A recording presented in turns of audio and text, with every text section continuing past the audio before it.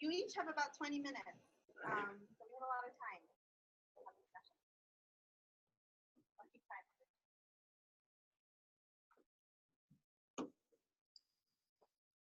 Haiti first. Okay, all right. Yeah, so thank you so much. Glad to be among you. Thank you for all the great work that you do at the Lawyers Guild, the National Lawyers Guild. It's been fantastic throughout. It's been consistent support for the people of Haiti. I know you've been involved with the Haitian refugees. Many of you going way back, you know, and against the dictatorship of the Valley, and many of your members have been active with supporting Haitians who've been suing people who perpetrated crimes against humanity, against the Haitian people. So really, the list is endless, but really thank you so much for the solidarity.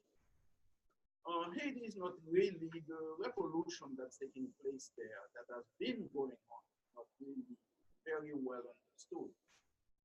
Many times it's by design, because Haiti being the first free independent republic founded by enslaved Africans who rose up against their enslavement and declared themselves an independent nation right here in the Americas. That really shook the power structure that was based on slavery, which is the basis really of modern day capitalism. Because working people from can't see in the morning to can't see at night for centuries really allows you to make a lot of money and accumulate a lot of capital. So when these Africans were supposed to be inferior human beings, broke their chains and defeated the mightiest of the world powers at that time, meaning the Napoleon armies of France, the British army, and the Spanish army. Those were the world's greatest powers at that time. It became something that shouldn't be talked about. It became something that had to be the Haitian people, the African people in Haiti had to be demonized. And so we hear echoes of that continuously in the words of Pat Robertson, who said that Haitians made a pact with the devil. So we have been attacked both from the ultra-right and with a lot of, and it's shameful to admit that some of the people on the left also look at Haiti as not being important. Look at the Haitian Revolution as not being important. And I was listening to a young brother in Haiti. Right now on the ground, there is a consciousness movement that has been taking place. But it's going on right now, more intensified, more public. And this is a campaign of mental decolonization. Because inside the country, colonization of the mind, the continuing of colonizing our minds, of that colonization process has gone on. It has been very well, even though we got our physical independence from the French, but continuing the relationship of colony to mother country with France has been very profitable, not only for the forces that claim to own us as being the masters, but also it's been very profitable for that tiny little group of overseers, the few families that dominate the Haitian economy. So what has prevailed from the days of Haitian independence to the present, it has been a relationship of colony, which Nkrumah calls neo-colonialism, or the new relationship of colonialism. And it's just to set in a broader, an idea of what's going on, the relationship of what's happening in Haiti. The masses in Haiti have never accepted that. They were very clear from the beginning. The enslaved masses of our foremothers and forefathers during the Haitian Revolution, they had a vision, because over 2/3 of them had been kidnapped from Africa. So they knew of a life before slavery.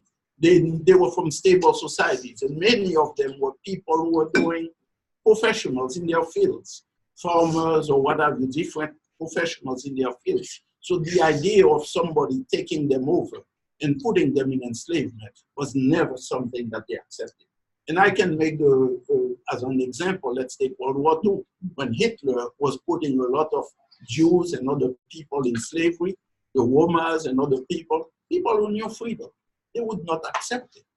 And so, since our enslavement lasted centuries, then it became, the whole history of it became so distorted that to this day you have people who dismiss the vision of our African foremothers and forefathers who fought in the revolution.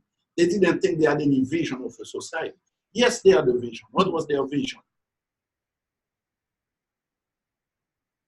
Children not being enslaved, to be able to enjoy the fruit of the land, to work for themselves, and to develop into a society that had access to education in whatever form, maybe not in today's standards of universities, but they had universities also in Africa. So they wanted that kind of education, healthcare, the ability to go and do whatever human beings do to develop their societies. That was the vision, that is the vision today. So in the streets of Haiti, you hear people talk about completing the Haitian Revolution, meaning what our ancestors had started out to do, we are continuing the process of making that a reality. Now, the movement in Haiti is not a Marxist-Leninist movement. The Haitian Revolution of 1791 that led to Haiti becoming an independent republic in 1804 really predated Marx and Lenin. And so one of the young brothers has started saying, depending on Radio Timon, which is youth radio from the Aristide Foundation, and it struck me his comment.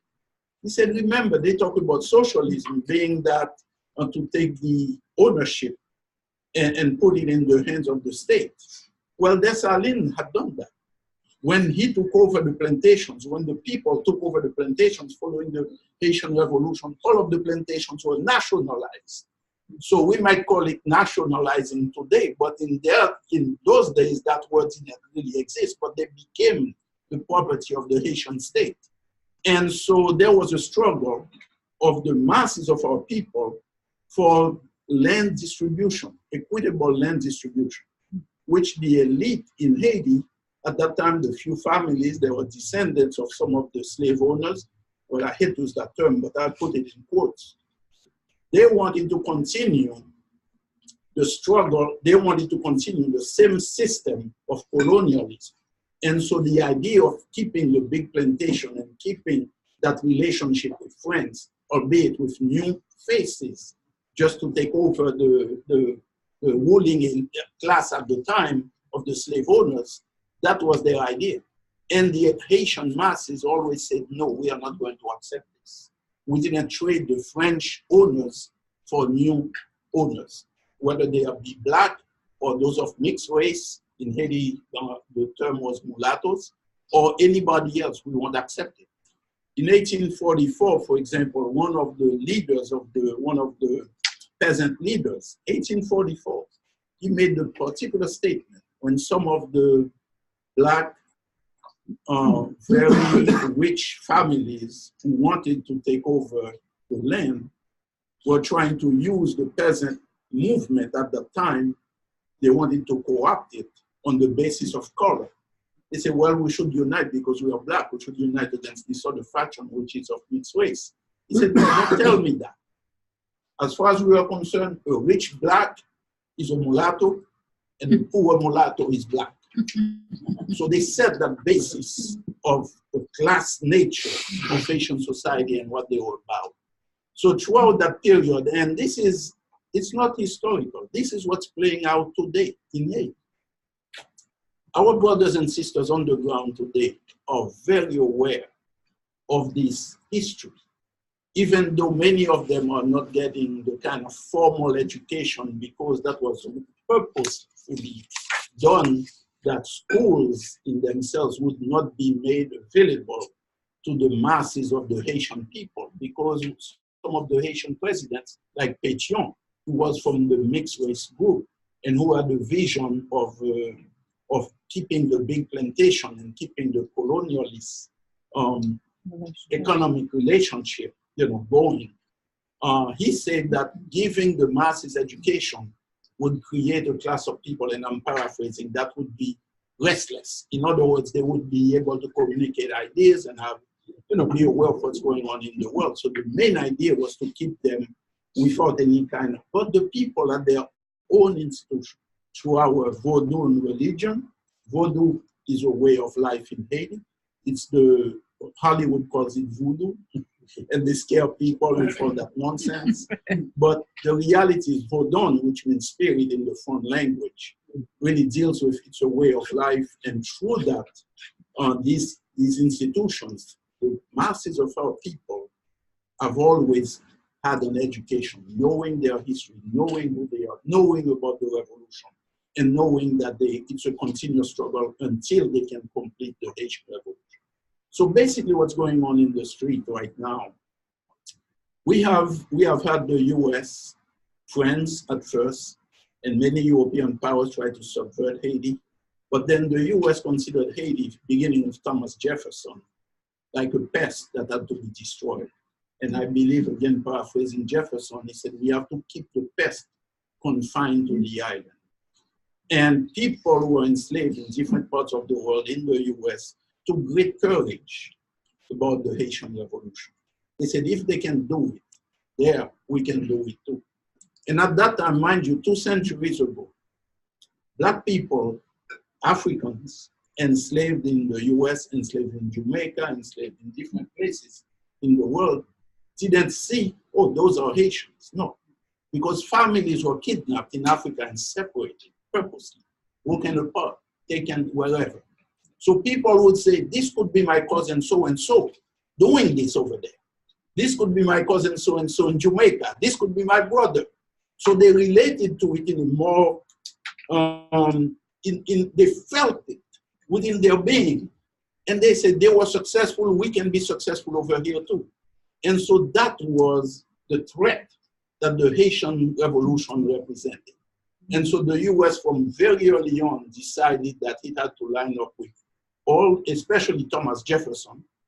That was because he was, as a quote-unquote slave owner, big wealthy man, he identified with the French, I hate to use the term slave owners, but people who were part of the slavocracy.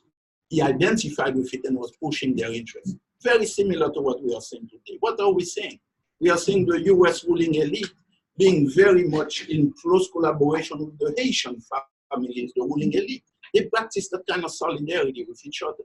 So in order to stop that revolution, how do you stop the people determined to win their freedom? Well, what they have always done. From the days of our kidnapping in Africa, they've used nothing but repression. They've used nothing but terrorism. Now they are using it to describe other people, but that's what they use. Terrorism, repression, that's what they maintain slavery, and that's what they continue to do. Today in the streets of Haiti, you have a police force. That is one, Haiti has been under the occupation of the United Nations. The Haitian people, as part of this revolution, went through a democratic election process where many died for the right to vote. And people in Haiti identified their struggle for the right to vote with the struggle of Black people in the South for the right to vote. There is a great sense of history among the Haitian people. And so they identified with that. They won that right. They fought it. Put President Aristide in power. Jean-Bertrand Aristide was a priest and he ministered to people in the very impoverished neighborhood of La Saline and other parts of Haiti. And his sermons galvanized people, articulated what the people had always been saying. So 1990 was the first truly democratic election that we've had. And so people rose up and elected this man. 67% of the vote in a field of 11 candidates. The US immediately did a coup d'etat because they recognized that it was that revolution that had succeeded. And so I won't go too much into the coup d'etat except that it killed over 5,000 people. Many Haitian refugees were dying on the high seas, being food for sharks as they fled Haiti. Many of you participated when they reached the shores of America. to help them gain political asylum, which the US was denying them. And so through international solidarity and the resistance of the people, Aristide was returned and democracy restored. But then the people re-elected President Aristide for second term. He had to sit out one term, and in 2000, democratic elections again, and Aristide won massively, 65% turnout of the electorate, despite a campaign of bombing, 92% voted for President Aristide, and still Colin Powell doing the bidding of the Bush administration.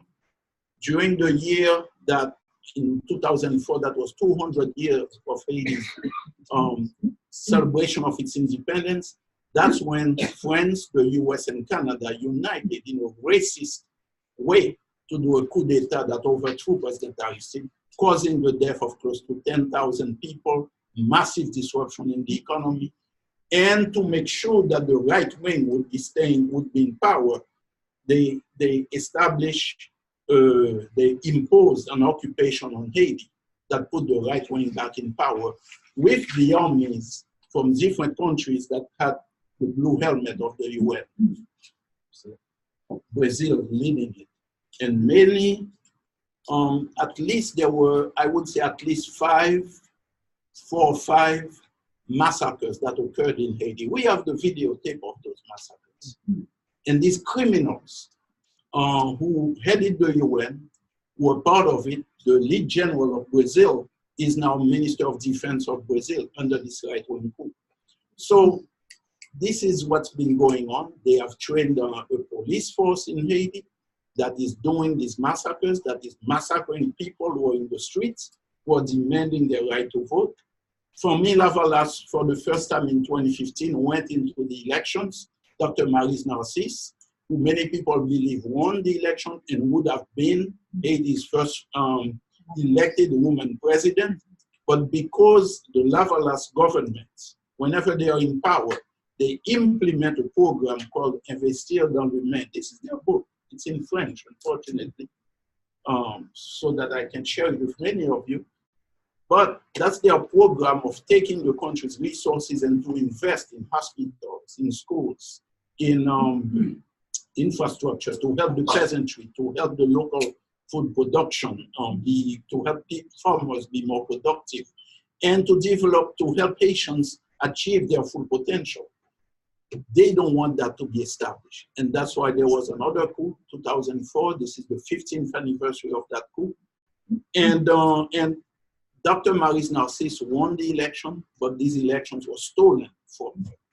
Now it's the United Nations. Again, the premier human rights organization, the United Nations, has been training, supervising. You can go on the internet, maybe they might remove it now, but you read on the MINUJUST. This is the new United Nations mandate.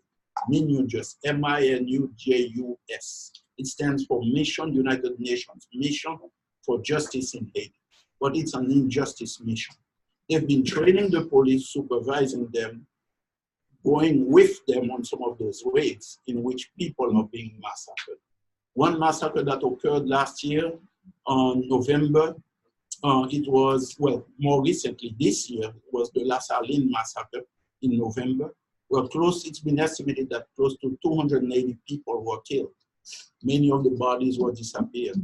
Many of the victims were left for hogs to eat them or fed to hogs as a way to terrorize the population. Now this brings to mind what the French used to do. The French used to bring dogs that were trained to attack Black people during the days of the revolution when Black people were demanding their freedom, and really feed people, Black people, to dogs. And this is what's going on. And to this day, they have identified, there have been a number of reports identifying members of the police who were part of this, who have participated.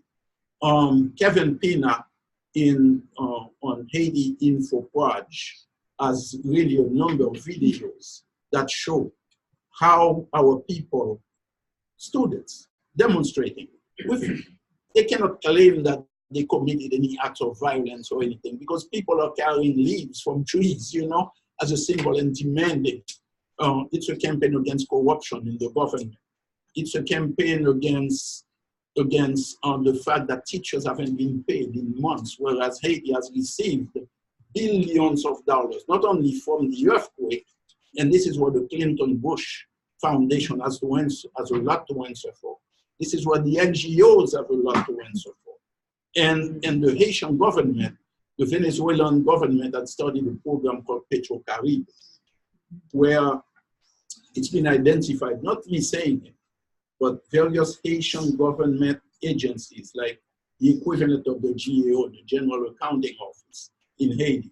About 3 weeks ago, they came out with a report saying that $4.2 billion have vanished. Nobody knows where they went. The government of Haiti had control of this money. Nobody knows where this money went. They were claiming that they were going to build schools, build roads, and all you saw was this theater where they would bring a couple of trucks of sand, pretending, and there the bulldozer there made a lot of noise for about a week, and then nothing else got done. And then the project was written off as having been completed. So the Haitian people, even though the corporate media is not putting any of this out, the Haitian people have been videotaping this through the magic of Facebook and WhatsApp and what have you, and sharing it among themselves, and people are educating themselves. Grassroots media in Haiti, like Radio Timoun, which is very important for us to support, Youth Radio, various other media, independent media have been putting this out.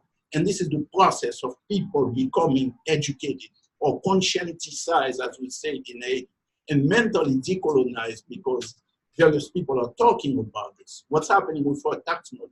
Haitian people are paying taxes, yet they get no services.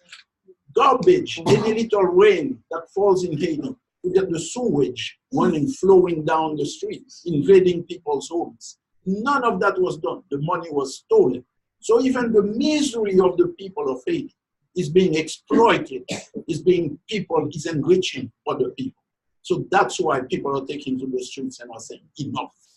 And the US government has placed itself very strongly on the side of this rapacious elite that is plundering the country, because they are representing the big fat cats who are in the US as well and are benefiting from plundering the country. So finally, I want to close by letting you know that they keep saying Haiti is the poorest country in the Western Hemisphere. But we like to correct people, say no, the Haitian people are among the most impoverished people. When you say the poorest, it means well, the land is barren, there's nothing there. No, it's not true. Haiti has oil, there's copper, there is gold, there's iridium, there's uranium, marble. It's a lot of stuff that's there. Now, we are talking about underground. But also, Haiti is very rich in people, in human resources, in its own people, in our culture. And the beaches, the landscape is beautiful.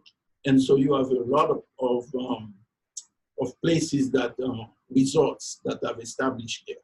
And they also, I mentioned the misery. They like to project Haiti. And you have so many NGOs that have invaded the space. Each one competes with each other as to can write the best, the most heart-wrenching thing by taking a picture of a child starving. And you have a number of people in Hollywood too.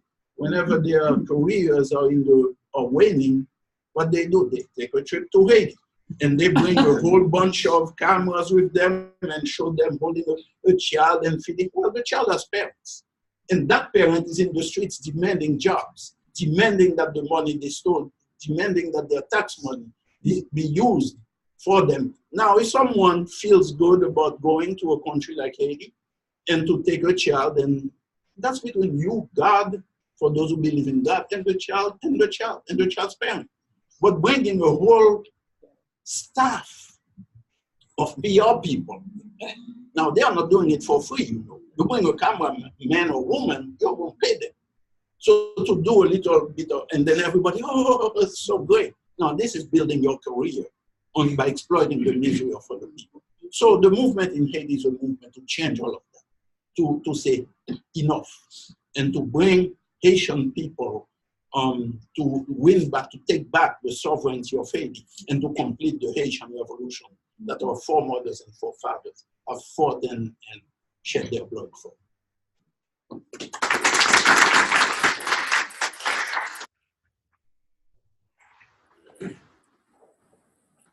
The topic, as I understand it, is strategies and tactics, but also the rise of fascism in this epoch, in this period. So the question is, how did Jair Bolsonaro become the leader of Brazil? And like Haiti, you can't talk about what's going on today unless you understand some of the history of Brazil. And the history of Brazil is so intertwined with the history of the control of land. And that's from the beginning of its European colonization.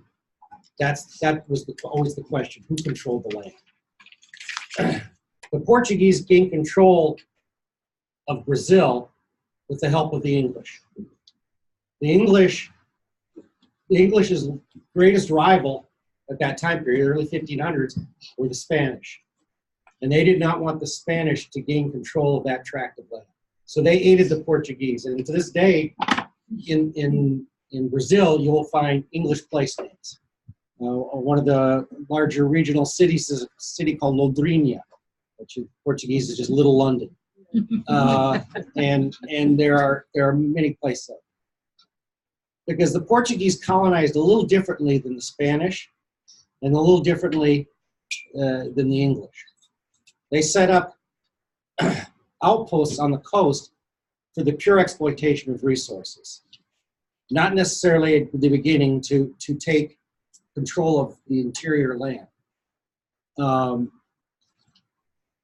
the first commodity export from Brazil was a tree, which was called the Brazil tree, after the native words for it. And it was exported to Europe because when processed, it produced a really rich red dye, which the royalty of Europe coveted. So then after that, of course, it was sugar and the sugar plantation. At that point, then they needed labor for the sugar because they'd set up not only the cane fields, they'd set up the processing plant, and so they didn't ship raw cane. They shipped the processed product to Europe again. And so the first people they tried to enslave were the native peoples. The native peoples had alternatives because they could just go into the interior and escape the Portuguese who weren't going to follow them into the interior. So at that point, they with the rise of the Atlantic slave trade, they started bringing, of course, enslaved peoples from Africa. Today, Brazil is about 60% indigenous, black, or mixed race. And so it's a minority, I guess I don't like saying it that way, but yes. The fear that Donald Trump is exploiting today is that soon white people in the U.S. will be a minority, which is, of course, the basis for his base. So anyway, but the African slaves weren't docile. I mean, they were enslaved, but there were significant rebellions over time. And to this day, the slave rebellions, again, following the example of the native peoples, went into the interior to escape it. And they built settlements, and I'm not talking about just a few hundred people, I'm talking about thousands of people. You know, they call Quilombo. And these Quilombo, not only they had thriving economies, they were independent, they traded with the native peoples, and they built armies. And in many cases, they were able to resist the Portuguese military time and time again. Oftentimes they were defeated in the end after successive waves, but some of them remain undefeated and they exist to this day. And they're recognized in the 1988 Brazilian Constitution as separate communities, just like the Indian reserves, the Native people reserves.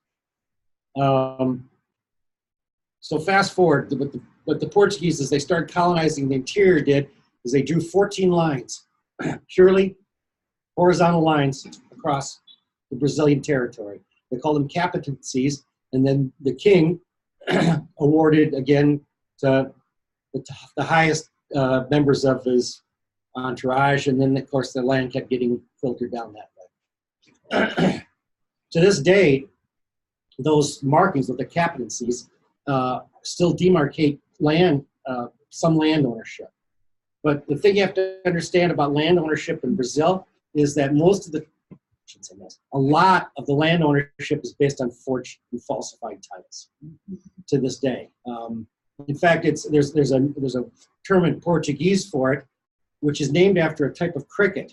So what they would do, and even to this day they do it, is they would take parchment-like paper, write up a land deed, roll it up and put it in a drawer or closed space with these crickets. And when these crickets died, their decomposing bodies gave off a type of formic acid, which aged the paper. And so it looked like it was like actually a decree from the King of Portugal, right? And they carry that to this day, like on Goiabos, and the people still steal the land. So land has been the basis for the elite in Brazil from day one. I'm going to fast forward now to the 1950s, because the history of Brazil and peasant rebellions is complete. One interesting note, which I didn't realize, is, of course, Brazil, like many Latin American countries, has the nightly soap operas, the telenovelas. Unlike the soap operas here in the U.S., the telenovelas are usually 6 to 8 weeks long. Now, they keep using the same actors and actresses, but take different roles in different stories. Well over half of them are historical. So these telenovelas take place in a period of history, and they often show people's rebellions, interestingly enough. And of course, people are entranced, of course, with the elite because of their fancy clothing and outfits and stuff, but that's a lot of what they're based on. Anyway, so in the late 50s, a man named Getúlio Vargas became president of Brazil. And he was a supporter of peasant organization. He wasn't a socialist, he wasn't a communist, but he did see that for Brazil to development, they needed to do something about the concentration of land. Right now, Brazil still has the second highest concentration of land. It's an index called the Gini Index, which I think they're number 2 after Colombia. So, excuse me. Anyway, that was a threat to the elite. And so I'm not going through all the machinations. In 1964, the military had a coup. Understand that the coup was not in isolation. The generals were in direct telephonic communication with Dean Rusk, the Secretary of State at that time. There are recordings that has since been released under, I don't know why the CIA finally released them, but they were released, which show Rusk talking with the generals and asking them, they've already positioned the 4th Fleet around Brazil. So they knew it was coming. And they asked him, do you need any help? And the generals say, we got this, don't worry. Essentially, obviously, not so. Anyway, that was the essence of it. So in '64, there was a military coup. The peasant leagues, which were the main peasant organization, were brutally suppressed. And by 1968, it was a full-fledged dictatorship. It took several years for it to happen. And of course, then it took a few years for the resistance to develop. So as the resistance developed, the repression became harder and harder. And there was a number of on the line. So there are several outcomes of the period of the Brazilian dictatorship. One is industrialization. The generals forced a massive amount of industrialization, particularly in the auto industry, in conjunction with the European and American automakers, and also urbanization. During a 20-year period, it went from about an 80-20% rural urban to a 20-80% in about 25 or 30 years, 40 years actually. So there was massive migration from the Northeast and the North to the South, which is the industrial parts. In the North and Northeast, of course, is the poorer and blacker part of the country in terms of racial. But that obviously had some other consequences down the road. An interesting point is that during the entire period of the dictatorship, they continued to have presidential elections. And the Constitution forbid an active military person from being president. So a general would resign his commission and then run for president. And that was the continuous thing. but there were two parties. There was a two-party democracy, and it jokingly referred to as the yes party and the yes sir party. And to this day, if you ask a Brazilian with some political consciousness, their definition of dictatorship is they will tell you it's a system of democracy where there's only two parties, both of them capitalist. So I said, what? Yeah.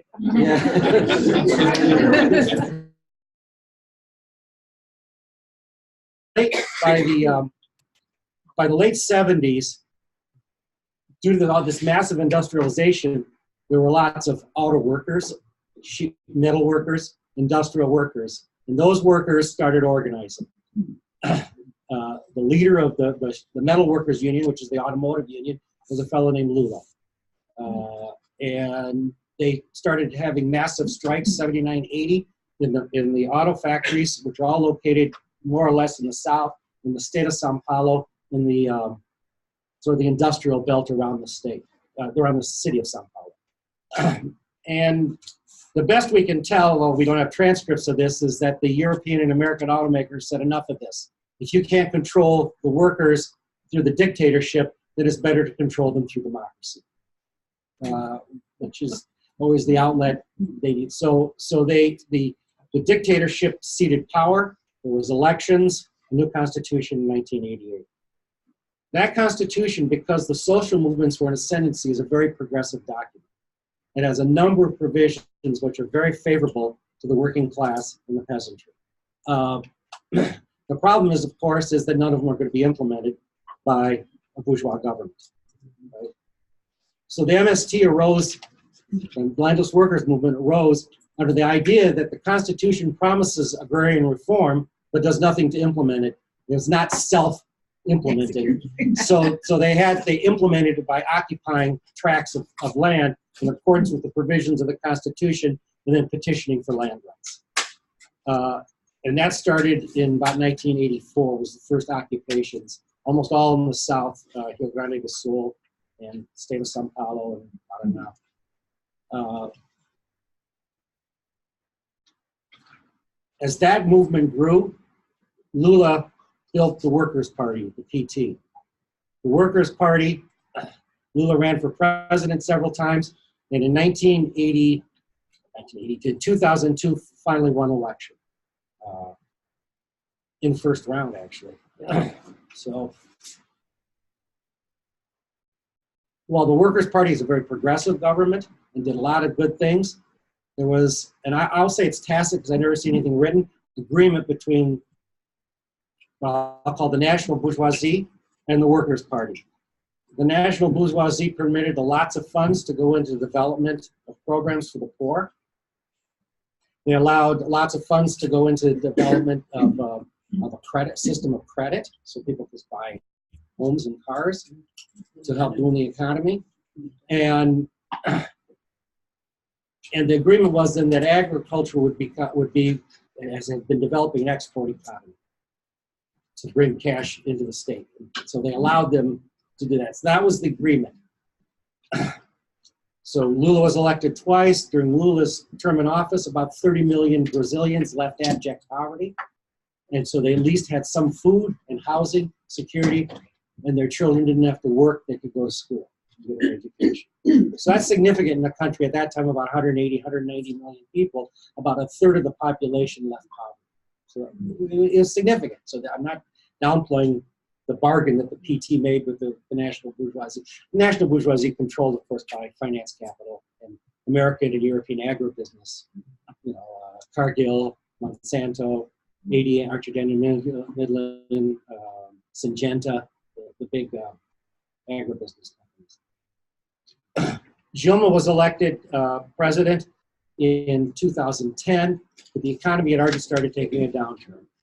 Credit had been extended too far, people couldn't make their payments, the economy was slowing down, commodity export prices were falling, and there was a falling, in classical Marxist terms, there was a falling rate of profit.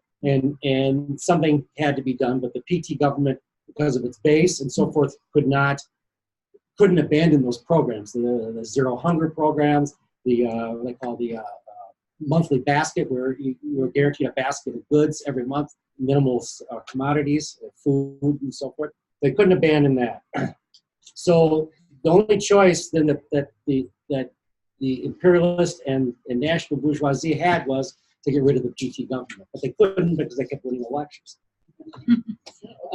And so the only thing they could do then is try to gin up a reason to get rid of them. So the first thing they did is impeach Gilma.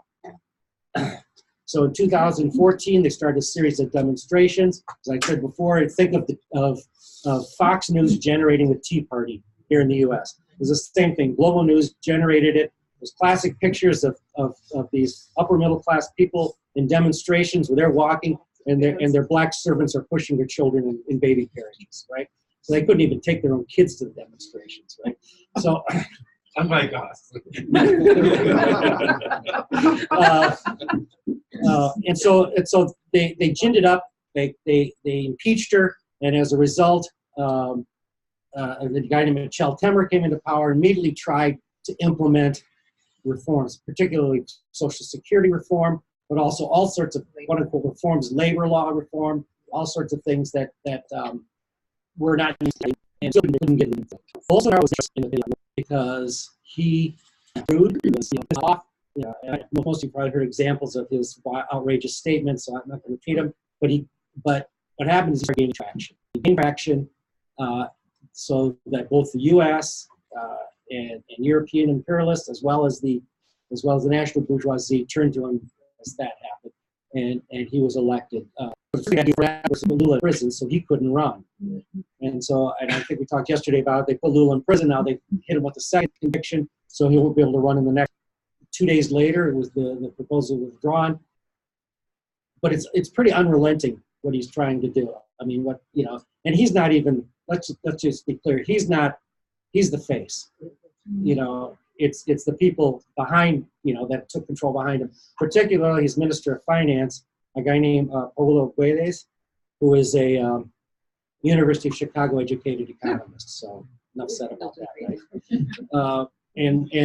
So they're trying to implement a program to deal with the economy, which is still in really bad shape. There's been a lot, fall economy from 2014 forward.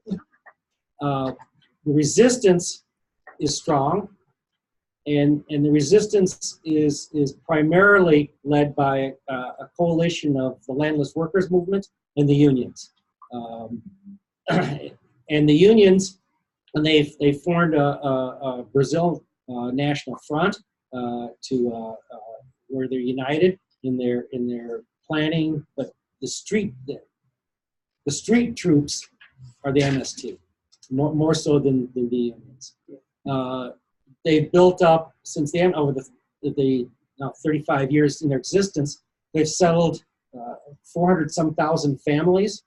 So we're talking about 1.8 million people in agrarian reform settlements. There's an additional 150,000 families in encampments waiting for their land rights.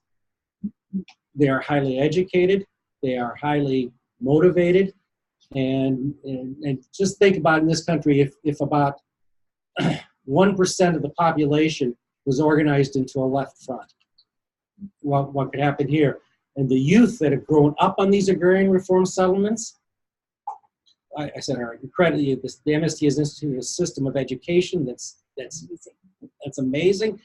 I can give examples. One real brief one, since I only got a few seconds left, is that I was on a settlement in the state of Ceará, which is way up in the northeast of Brazil. I was in the center part of the state. The major cities on the coast are called Fortaleza, and it's a big resort town, unfortunately, a lot of sex trafficking. But anyway, in the interior, there was this settlement. And this young man, he was about 16, 17, wanted to engage me in a conversation because he'd been studying. And he wanted to talk to me about Paulo Freire, who was, was an Brazilian educator who developed systems of educating folks. Anyway, so the pedagogy of the oppressed. And he wanted to engage with us. So here's a 17-year-old trying to have an in-depth conversation about education of the poor. And I thought about myself, I thought about running into a 17-year-old high school student here in Chicago and whether we could have that same conversation. And it's not denigrating the high school little kids here, because smart, engaged, a lot of them are, but the level of education here is not that low. So that's the resistance, is the MST. Largely. I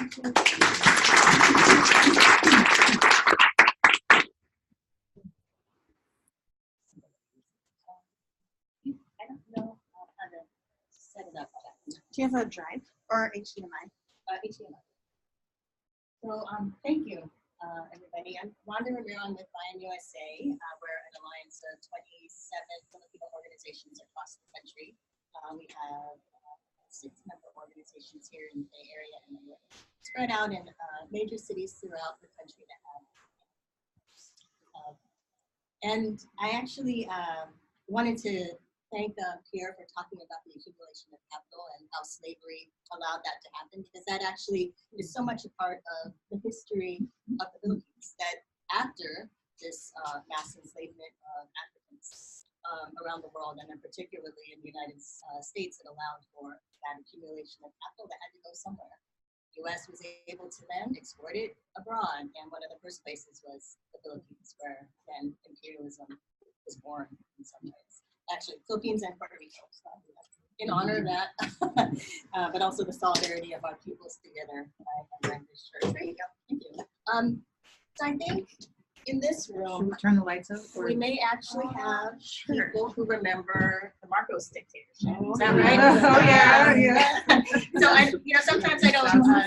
So you can also be heard by Okay, these sure. folks. Thanks. I forgot that we were also electronic in there. So I'm used to speaking to a lot of Filipinos, and it's nice to be in a room with people in solidarity and who actually have this international consciousness. I understand this is an international committee, because you're not just dealing with domestic issues or even just international issues, but you see the integration, right?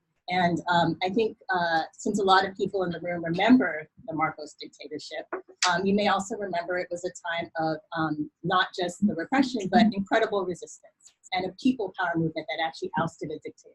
And I think that this time in the Philippines, we're on the verge of something like that too. But it's also going to take people in this room and people in this country to be in solidarity with the people of the Philippines who are rising up against what is turning out to be not only a fascist president, but a dictatorship. So that's just to lay the backdrop. Okay, so I know yesterday Jackie may have talked a little bit about the Philippines and the movement and a little bit of history. So I'll try not to duplicate too much, but I'll do a little bit of talk. This is a picture of the current president of the Philippines, Duterte, and Uncle Sam behind him. I think that's a very accurate depiction of what is actually at play here. And it was the same during the 70s and 80s during the Marcos dictatorship, where you had president after president, Nixon, and then honestly, Ford, Carter, Reagan, and all the way up to Reagan supporting Marcos. Today we have 2 fascists in power who seem to love each other. They express admiration for each other all the time. It's kind of sick, but yes. So just a little bit of background. The Philippines is also a neo-colony. Like I mentioned at the beginning, started off as a place for imperial adventurism of the United States to take over an island nation, or 7,000 islands in the Pacific, with great strategic geopolitical significance. It's the same today, where the U.S. actually, even though it's not a formal colonizer, still owns, through multinational corporations, vast amounts of land for agribusiness, large, gigantic corporations like Dole. I've heard Syngenta mentioned in Brazil. Syngenta's there too. Del Monte, and then Chevron for oil and natural gas exploration. And Bayer Pharmaceuticals for massive, what do we call those, pesticide use in agricultural lands. So Philippine society is still really dominated by the U.S. So by corporations as well as by the military. There are several U.S.-Philippine military agreements in place that allow for the U.S. to be able to occupy land, air, oceans, ports, and even in private or civilian areas. So it's not just restricted to bases. They've really have these agreements in place so that the U.S. military can operate throughout much of the country. Yeah, so just, you know, a little bit. We have very close relations between Duterte and Trump. We also have in Duterte's cabinet former military personnel or even current military personnel, generals. So it sounds very much like Brazil in the past. You have very overt statements of how the U.S., at least represented by Trump, what it means to the United States. It's a prime piece of real estate. And the follow-up part to that was, he said, it's a prime piece of real estate from a military perspective. So this is, sorry, I'll go backwards.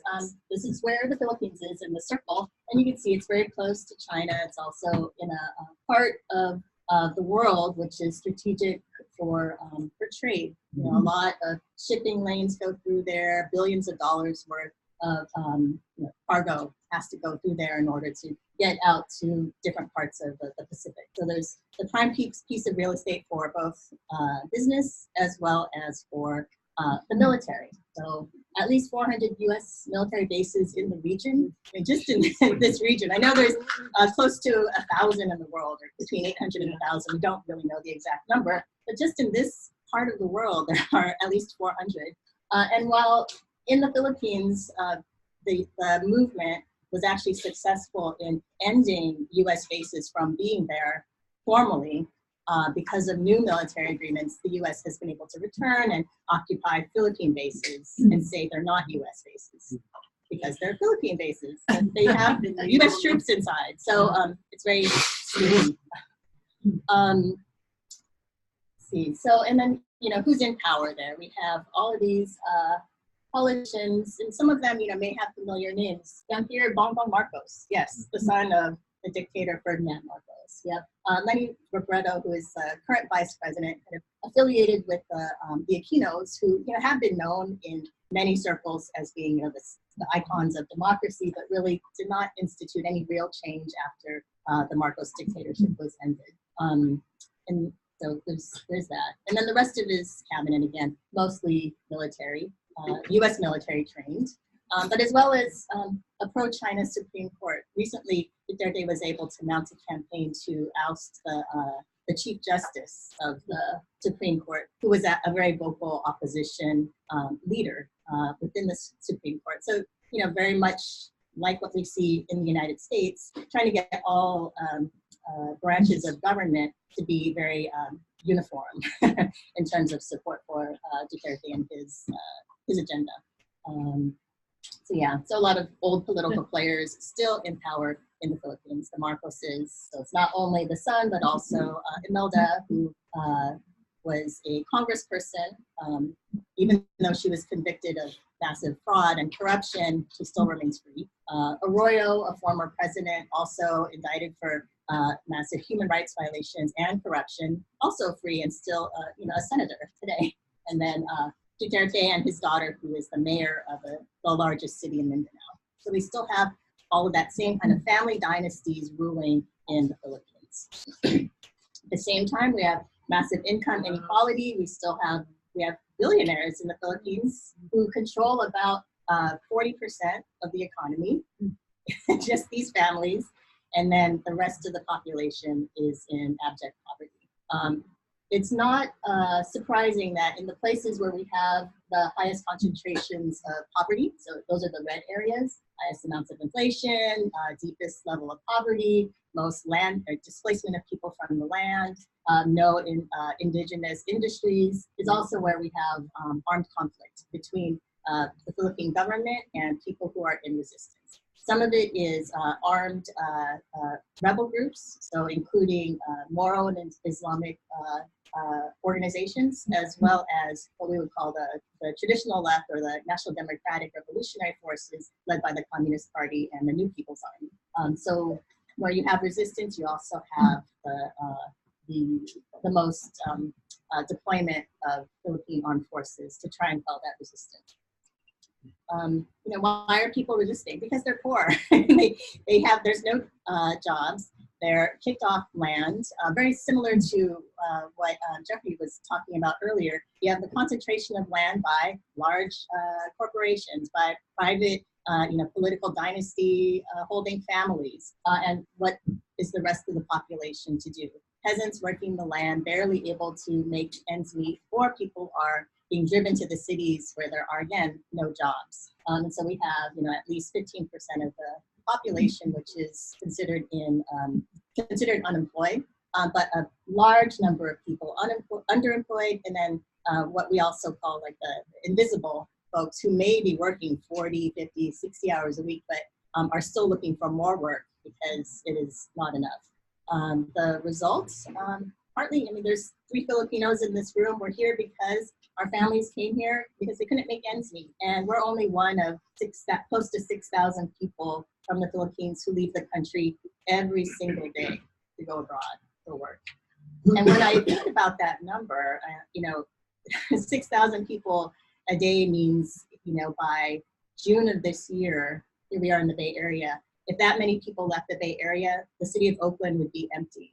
That's how many people. 400,000 people by June would be gone. The entire, city of San Francisco by the end of December would be totally empty because people are leaving the country in, that many people are leaving the country every day because they have no work in the Philippines.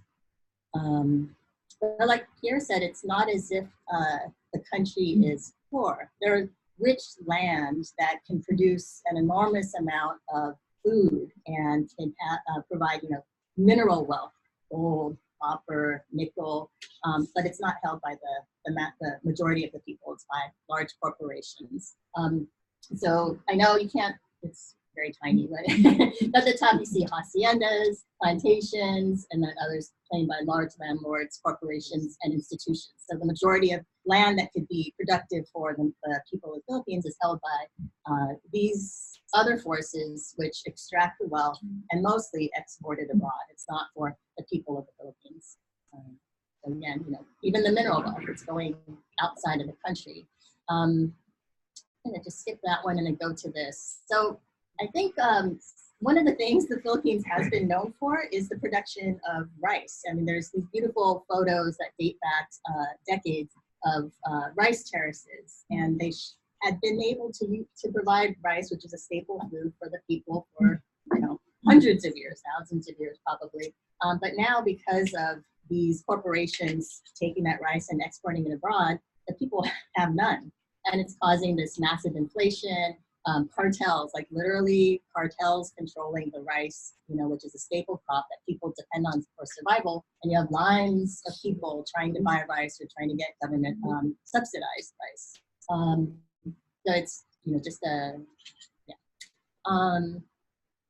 And then just for those who do have jobs, the few who do, this is about the average wage for a family of 5. So this is not just for one person, but this is for a family of 5. The equivalent of $9 a day is what people are making. But the living wage is considered at least twice that. But most people are not making that. So there are demands by workers and labor unions to raise the minimum daily wage.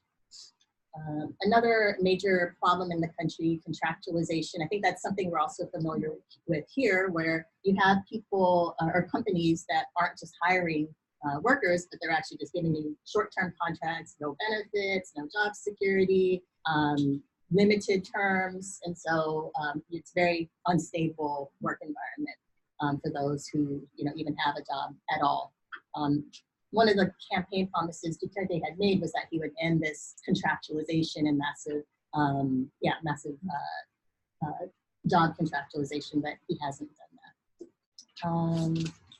that. Okay, so that's the economic situation, the political situation, and what has been the Duterte government's response to it. It hasn't been to create jobs. It hasn't been to redistribute land to the majority. It's been to actually wage war on the people and take that swing toward fascism to repress the uprisings of people who want to fight back. So we consider there to be 3 wars going on in the Philippines, or 3 wars that Duterte is waging on the people. One is against the revolutionary movement. And so You know, like I mentioned before, there is an armed revolution happening, armed civil war happening in Philippines, one of which is led by the Communist Party and New People's Army, which has been waging the struggle since 1968, 1969. And every presidency after that has been backed up by the US in waging a war, counterinsurgency operations against that movement. And it's the same today. So, you know, new names, Oplan, Kapayapaan, Operation Peace, during Marcos' term, times was Oplan Kapatagan. I mean, they have new names, but it's basically the same thing, which we also saw in Vietnam and Southeast Asia.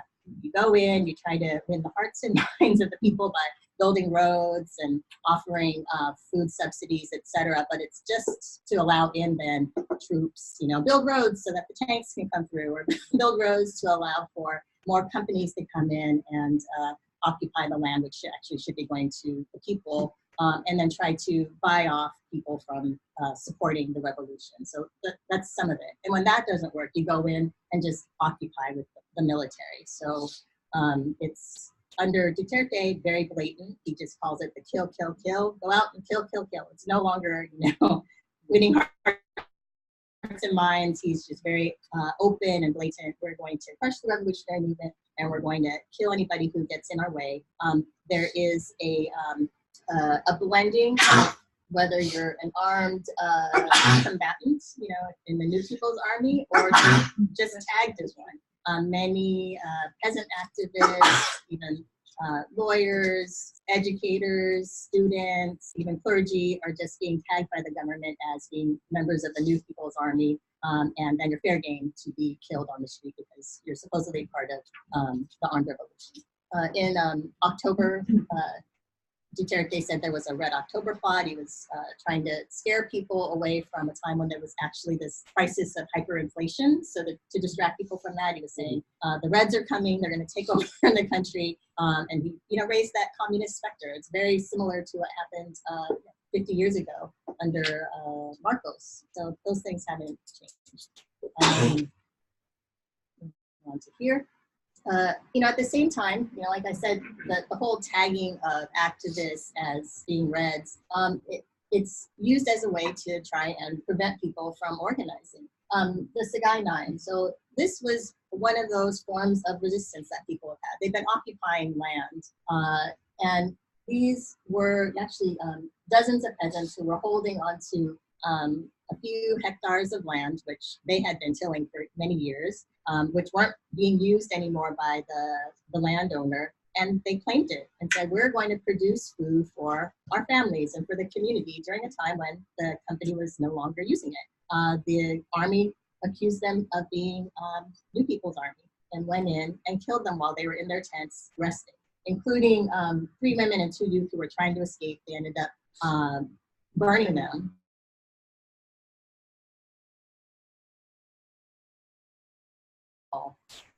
We have you know, human rights defenders, again, tagged as being part of the underground movement, and, you know, saying that they're terrorists plotting against the government.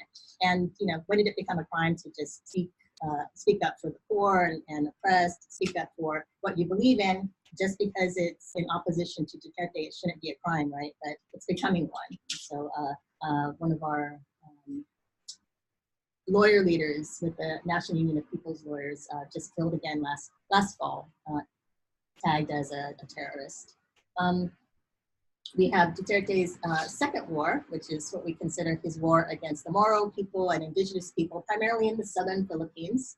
Again, you know, another very vibrant resistance movement, people who have been building their own schools. So one thing that Jeffrey had talked about earlier was that whole thing around, you know, fake land claims and fake deeds, which give the right to the government or corporations to hold on to land. One of the things that we saw in indigenous communities was that the government was going in and having them sign things and saying, oh, this will give you entitlement to your indigenous land. But it's actually, you know, they couldn't read it. It wasn't in their language and they weren't literate people. A total way to then steal the land, displace people, and you know, have it be considered legal. So indigenous people, many of them young, who were able to go and get educated in the cities, have then, come back to their communities and said, we're forming our own schools. We're going to educate our people so we can read and be able to defend ourselves. I mean, just the basics of that. There have been, a few hundred of these schools that have been built throughout the southern Philippines and a few more in the north in indigenous communities. I don't know, Jackie, you've probably been to some of them. I know Irma has, and they're incredible. They teach people to have the basic education so that they can defend themselves. But at the same time, they're teaching indigenous ways of cultivating land and agriculture and production so that they can use those things and have their own kinds of self-sustaining economies. But those are considered threatening to the government, of course, because they're teaching people to defend themselves. And so the government has come in and closed schools down, saying they're communist fronts, or they've come in and actually physically occupied them with military. And they've even come in and killed teachers or administrators right in front of the students. I mean, that's how openly brazen and fascist it has become. And they make a production of it. They'll bring the teacher in, they make sure the students are there, they bring the families in, and will slash throats. I mean, it's that brutal. Okay, but the people are still standing up and they're still fighting for their schools. Part of the resistance is, maybe they leave their schools, but then they travel all the way from the south, which, as you see in the map, these are separate islands, right? But they'll go up to the capital, which is in the north. They have to go by foot on land to then boats and then travel all the way up there and actually occupy land in front of the capital to say, this is happening in our communities. Don't ignore us. We're going to continue fighting for, what's rightfully ours. And it's very inspiring. And you actually will see, hundreds of youth out there and their families protesting and saying that, we're going to continue building our schools and we're going to continue to teach the truth and contributing to change in the country. The last one that I'll just mention is, of course, the drug war, which many of us have heard about. Over 27,000 killed to now. People just being targeted as being drug dealers, even drug users. And there's even this thing now around if you're caught loitering, you can be put in jail or even shot by police because you're loitering. And when you have massive amounts of unemployment, people don't have jobs, they're going to be outside, right? So it's just a whole other way to contain, control poor people from rising up. But the resistance is vibrant. Like I mentioned, there are peasants occupying land, workers. At least 200 strikes were in full motion as of last fall. And many of them still going on now. So people are fighting back. These are things that we can support. The schools, that I mentioned, supporting the schools to be able to continue their education of young folks. Teachers who are also being targeted. Educators have formed this new thing called CHOP, and it's like their system where teachers can call if they're being harassed by state forces or surveilled or whatever. There's a whole hotline that they can call, and we have people's lawyers staffing them and giving them advice on how to fight back against that type of surveillance. But that's also an indicator of how systematic the repression has come, where teachers are being targeted for repression by the state. At the same time, there's the arms struggle is still in full force. The last reports I had read, they have a very now vibrant online presence. You can even look up videos by the New People's Army. Over 11,000 fighters in 67 provinces around the country, and growing because people see that as the only viable alternative. There's also armed people's militias, which when you have armed military coming in, paramilitary, occupying schools and churches and communities, the people must, stand up, and many of them turn to organize people's militias to be able to defend themselves. So self-defense forces by the people. And then again, just massive uprisings in the streets, something that, we can even send people to, solidarity missions, and participation in protest actions. It's supposedly illegal for foreigners to participate in protest actions, but you can go and be an observer and, be there to show your support in that way. And then, of course, there's here where we organize. And we have people out in the streets for actions, but we also, will collaborate on things like International People's Tribunal, where we can bring the crimes of the Duterte regime to an international court and have survivors of these human rights violations come and testify and bring that to an international audience. There's so many ways actually to support, and I'm hoping that during the discussion we can talk more about them. One last thing to end is that one of our major campaigns right now is to cut aid to the Duterte regime. So that's a very tangible way that we can actually show support to the movement against Duterte. And, like we did in the 70s and 80s in trying to cut off support to Marcos, even though, Reagan was 100% behind him up until those last days and even granted him amnesty and asylum in Hawaii, the people here didn't stand for that. They did not want Marcos to continue to be in power, and so he had to be deposed.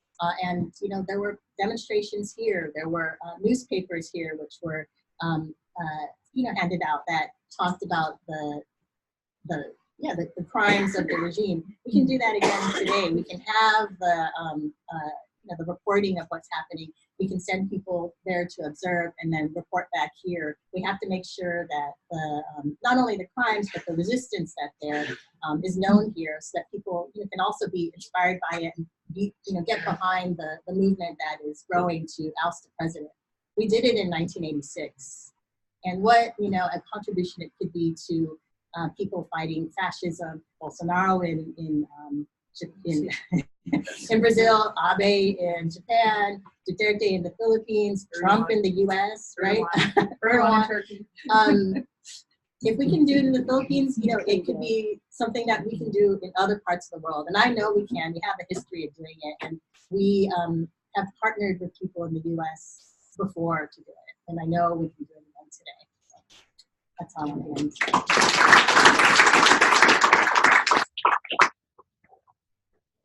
Thank you. I want to invite our presenters back up here, and we'll start a Q&A session. And I have a couple of questions to lead us into the discussion and help us tie up the main topic.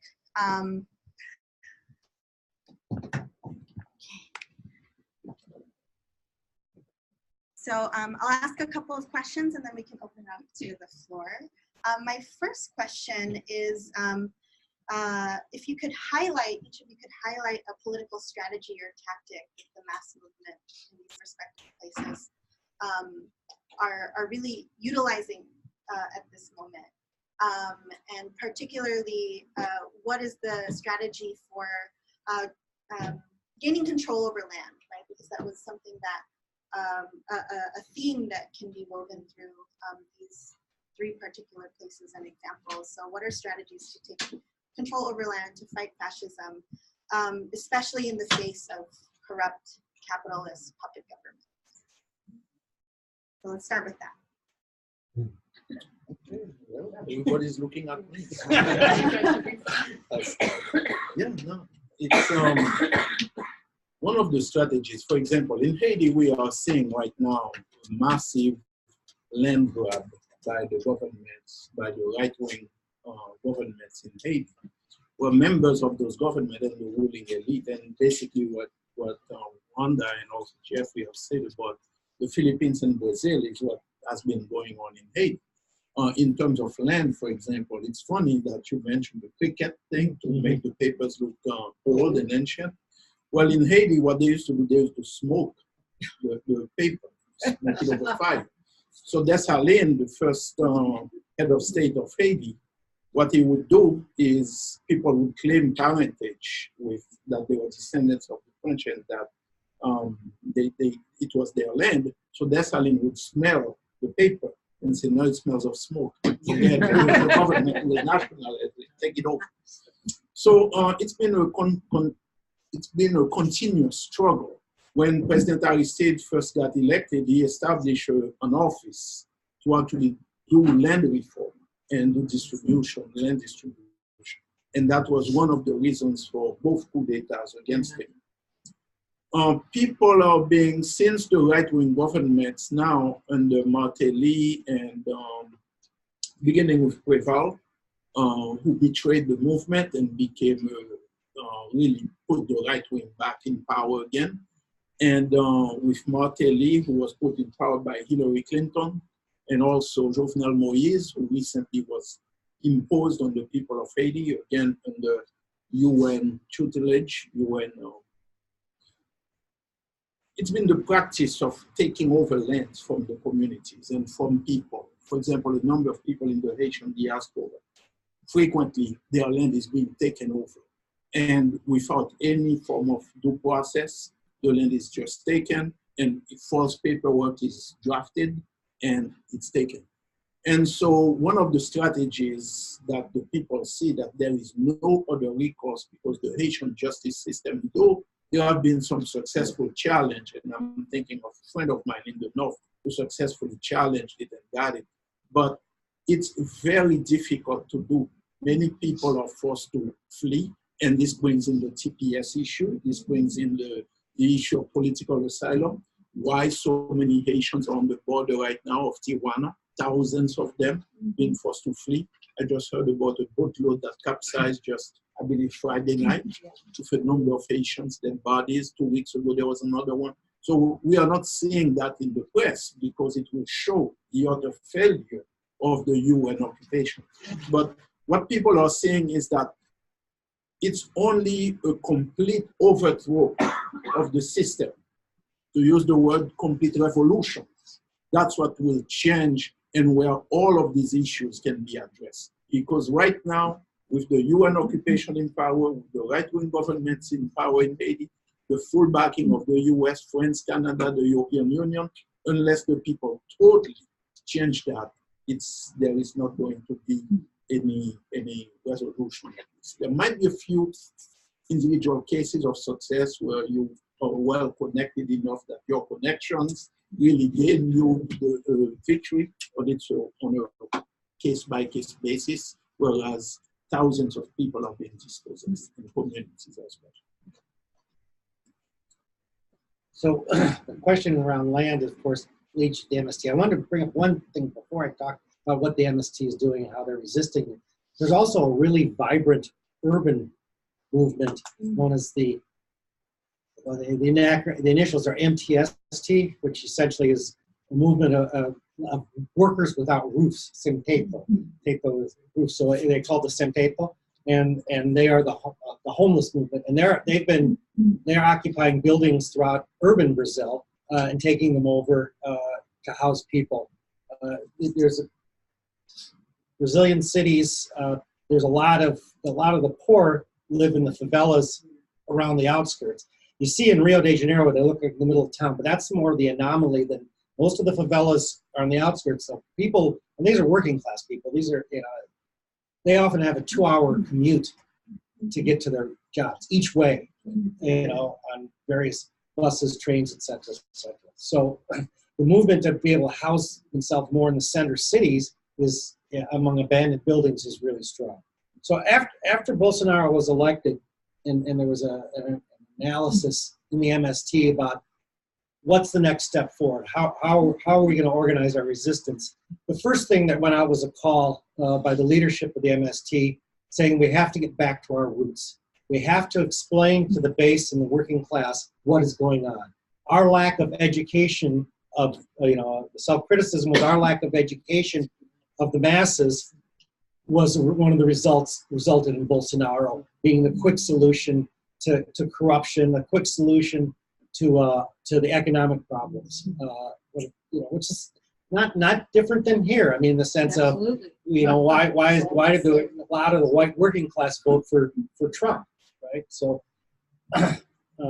there it's not a question of race as much as it is of class. And so at any given time, if all the structures, the MST can mobilize between 20 and 30,000 cadres to hit the streets, to go out to all the settlements. Remember, there's like 1,250 agrarian reform settlements that the MST has organized throughout Brazil in 23 of the 27 states. And for these cadre to go out and hold sessions and discussions throughout the country, and that's been happening and going on. The resistance on the streets is still vibrant. You don't hear about it very much, but if look to the news, if you find better news than the channels, the normal media channels, on March 8th, because the MST, in conjunction with the labor unions, are planning massive International Day, Women's Day protest, given the misogyny of the Bolsonaro regime. So the resistance, in terms of education on the streets, the thing that needs to be defended the most in Brazil, which the MST has to focus on, is not the settlements. They have land rights they'd have to overturn the Constitution really strictly in order to do that. And the population wouldn't stand for it, because first of all, you have 1.8 million people on these that, wouldn't take just being tossed off, because they have recourse in courts and so forth and so on. It's the folks that are in the encampments. That's 150,000 families. And the encampments don't have land rights yet. These are the occupiers. These are the cutting edge of the agrarian reform. And they've been attacked. Since Bolsonaro's since he was inaugurated, there's been a half a dozen attacks on these encampments. They just burn them out. They come in, they burn them out, they drive them out, they shoot them out. They come in armed and start shooting. And of course, as I mentioned yesterday, Bolsonaro, one of the first executive orders was to loosen gun ownership, which doesn't mean that the masses are going to arm. What it means is that the elite, the landed, will be able to arm their militias, which never went away. Most of the landed have militias. As probably the case of both Haiti and the Philippines, first of all, it's a patriarchal society, right? And in the landed area, the oldest son gets control of the land. The next son either goes into the military or into the judiciary. So you always want to have a son controlling the land, a son in the military, and a son in the judiciary. So, in those local regions, the oligarchy families control the levers of government. So you don't get any justice in the courts in those. You used to be under the PT governments, you could take it to the federal level and get some justice. But now, of course, the Minister of Justice is the guy who put Lula in prison. So that was his reward for prosecuting Lula. He got the ministry. So the resistance is on the street. Now, what they're asking us, and the MST has always had an international perspective. For those of you who don't know, they have always sent folks to aid in agrarian reform throughout the world. They have folks in, first of all, Portuguese-speaking countries, Mozambique, Angola, Cape Verde Islands, Guinea-Bissau, but also throughout Latin America. They had I can't tell you how many hundreds of volunteers in Venezuela, aiding with agrarian reform, and I don't think they have any in the Philippines. They have in Haiti. They've had several brigades to Haiti. They still do have folks in Haiti. We'll have to discuss that separately. Yes. And you may not be aware of this, of course, the MST is part of La Via Campesina, which is, people know what that, La Via Campesina is a worldwide peasant movement. It's got about 200 million folks involved in it around the world. So it's, and the MST was one of the helped create La Via Campesina. I know that. So that the resistance they're looking for, and specifically the MST is now sending folks to their allies. We're going to have a meeting here in the U.S., but also in both Northern and Southern Europe, which is where the main MST support organizations are, to discuss international solidarity, what they see, what people can do. So they're also setting, which I may ask people here to help on, sending people to the United States to strengthen their English language skills. they really feel they need more English language speakers within the movement. And so they're going to start with people who have some English language abilities.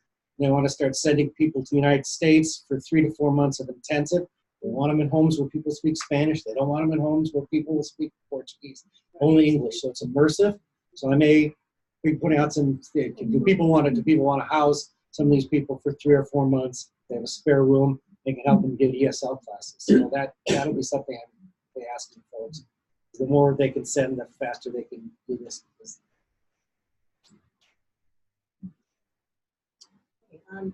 In the Philippines, I think there's a few things. So one is, as I mentioned, the occupation of land by peasants. And while that's happening, they can see what the gains are, but also the limitations. And that's major political education for them. It moves them along to the idea of we need a whole system change and overthrowing the system. But a lot of it starts with, peasants who have been dispossessed of their land, but they see that their landlord is not using that land, and they take the initiative to occupy it. They are part of organizations, and so it's a very organized thing. It's not just kind of randomly happening, but organized peasant associations doing that. When the repression inevitably comes, there's a connection to other peasants who have stood up. And the organizations also have been organizing these dispossessed, kicked off peasants to go to Manila. So go all the way to the capital, because their stories aren't getting heard when they're staying in the rural areas in remote parts of the Philippines. And it's actually been a big step over the past couple of years to go all the way to Manila and occupy space in what we call EDSA, or in front of Malacanang, the palace, or the equivalent of the White House, to present their case to the Department of Agrarian Reform, knowing that the Department of Agrarian Reform isn't going to do anything because it is held by the powers, the elite. But more so than that, they're telling the story to the rest of the country, the nation, the millions of people who live in Manila who don't know about the plight of the peasants in the countrysides, and trying to get their solidarity. And so there's been this kind of connection between the urban and rural communities. Same with the indigenous youth and that movement, which has come to Manila to tell their story. And it's also there where they'll get people to come back to the rural areas and do what we call exposure trips, so that people in the urban areas can understand what's happening out in the countryside, and then can lend their support. That's where we have journalists now going and bringing the stories out, students going, and then deciding to stay and help organize with the peasant communities, or bringing people from the United States or around the world to come and witness and then bring the stories out. That's been a large part of what has been, as far as what are some of the successful strategies. It's take it outside of the localized areas where it's not getting heard, and bring the stories outside to the rest of the world. Cool. My last question before we open it up to the floor is, what role are the respective diasporas of these countries playing in the resistance to fascism? And the second part to that question is a kind of two-parter. So what's the role of the diaspora? And us as the Guild here in the US interacting with these respective diasporas, how can we work together to mobilize support? And I guess particularly for us as the Guild, with our being folks in the legal profession, support in that way. One of the things, for example, one of the successful strategies, and again, I think a lot of that is common to the Philippines, Brazil, Haiti, in a number of places. In Haiti, there has been, I can point to the Aristide Foundation, for example, which many, if not most of the country identifies as being the Famille Lavalas political organization of President Aristide, is the organization that most Haitians, the overwhelming majority of Haitians, sees as the organization that is articulating the needs and the demands of the population. So it's not a traditional party in the sense that it's imposed from the top on down, like Aristide went home and decided, okay, these are the plans you guys accepted. And, you know, now it came from the bottom. And it came from this tradition of struggle that has been occurring since independence. And basically what you see in that book, Investing in People, is actually from the grassroots communities themselves. In 2000, I was in a community where, in a peasant community, very rural community, where the cars couldn't go. We had to leave the car and keep walking to get there. And when we got there, we were talking to the people. And then Robert Wolf, who's not here, Robert asked one of them, he said, do you know about this book, Investir dans le Meilleur, the program of the Famille Lavalas political organization? And this older man who we knew probably couldn't read, he said, know about it. We put it together. And we were impressed. So, man, this is like the Goonies, you know? Yeah. And he said, no. We met with representatives of Lavalas. Well, we are. Basically, they were saying we are the ones whose opinions and views and solutions to what's affecting us was encoded in this book, you know, that was written. Plus, it was being discussed all over the radio, Radio Timon and Tele Timon of the Aristide Foundation. So one of the aspects of that is that education at the grassroots level, where people can share the stories and what have you.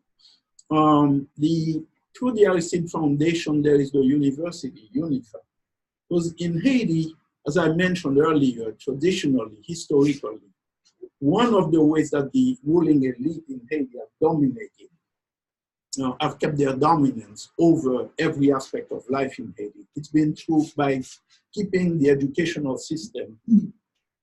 So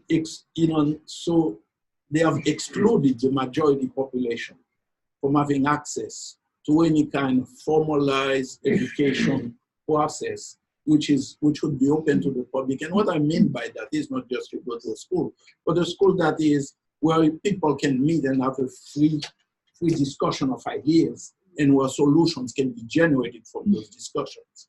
I don't mean by that schools of the elite where the brainwashing of people takes place and you're completely worthless. When you come out of there, you become really an enemy to your own country. But it has been to prevent that really free flow of ideas and to bring solutions to the problems of the country. And UNIFA, the University of the Aristide Foundation, which was founded by President Aristide and his wife, in 2001, somewhere there, but then the military, the US forces came in and shut it down during the coup of 2004. Imagine, special forces from the US, France, and Canada, shutting down a medical school, which in Haiti, there are few doctors in medical profession, very few. At that time, there was only one for 20,000. Now, this is overall population. But if you see that most of them are concentrated in Port-au-Prince, then you get an idea the rest of the population was not getting any kind of medical care, any kind of access to medical professionals. And so what they did was to, since President Aristide came back from exile in 2011, UNIFA has been growing. Last year, they graduated 77 doctors, 46 nurses, and 13 lawyers. So they have a school of a law school in Haiti that is functioning. And it's not just a law school, but it's a school of law where the education that's open to the public, where they recruit from various parts of the population, and they bring in people. And I see Nicole is here, and she's part of the faculty of the school there, of the law school of the Aristide Foundation. But they really train people to be of service to the community, to change it from being a tool of oppression, from having a judiciary that recruits attorneys in order to be a tool of oppression, as you mentioned earlier, but to being an agent of liberation for the new country. So what we are seeing are efforts to build the new country, even though right now it appears to be completely enveloped by the corrupt old system. And that's what we are seeing. Those are some of the strategies that are taking place.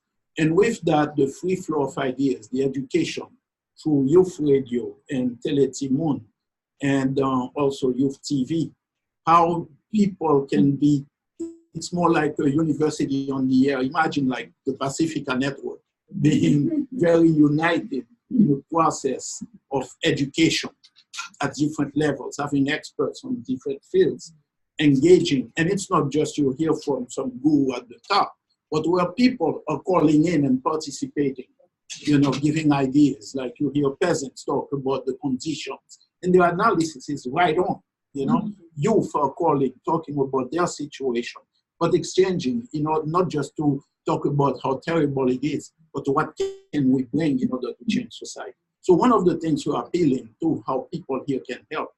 Number one, it's very important, and I'm sorry to take too long, but this is very important. It's not just the Haitian people are in struggle. You have scoundrels, and that's why I want to discuss with you a little bit about Via Campesina and who they connect with in Haiti. This is very important to identify, because who the real movement is and what the objectives really are. A lot of people in Haiti quote Marx and Lenin, and I mean, they know it by heart. And most of them are right-wingers. And so I've coined a new term. I call them the left-talking right-wingers. They played a significant role in the coup of 2004. What they did, they confused a lot of the progressive movement internationally, because they could quote Marx, Lenin. Many of them have attended universities in the US, in France, in Canada, so they know the job. They know the leftist, the progressive job. But yet, the way they act on the ground is what is different. You see, when you're in Haiti, you notice the people will tell you right away, because people know them. Now, I know some of them because I went to school with some of them, even though some of them use pseudonyms, but I know their real name. Haiti is an island. We know each other's family. We cannot fool each other. And so it's important that we understand this. And it comes from some real analysis, discussions, taking guidance from people who the people of Haiti, not because I like Aristide. I came to this country at the age of 14. I only met President Aristide when he was a parish priest in 1990. I never knew him then.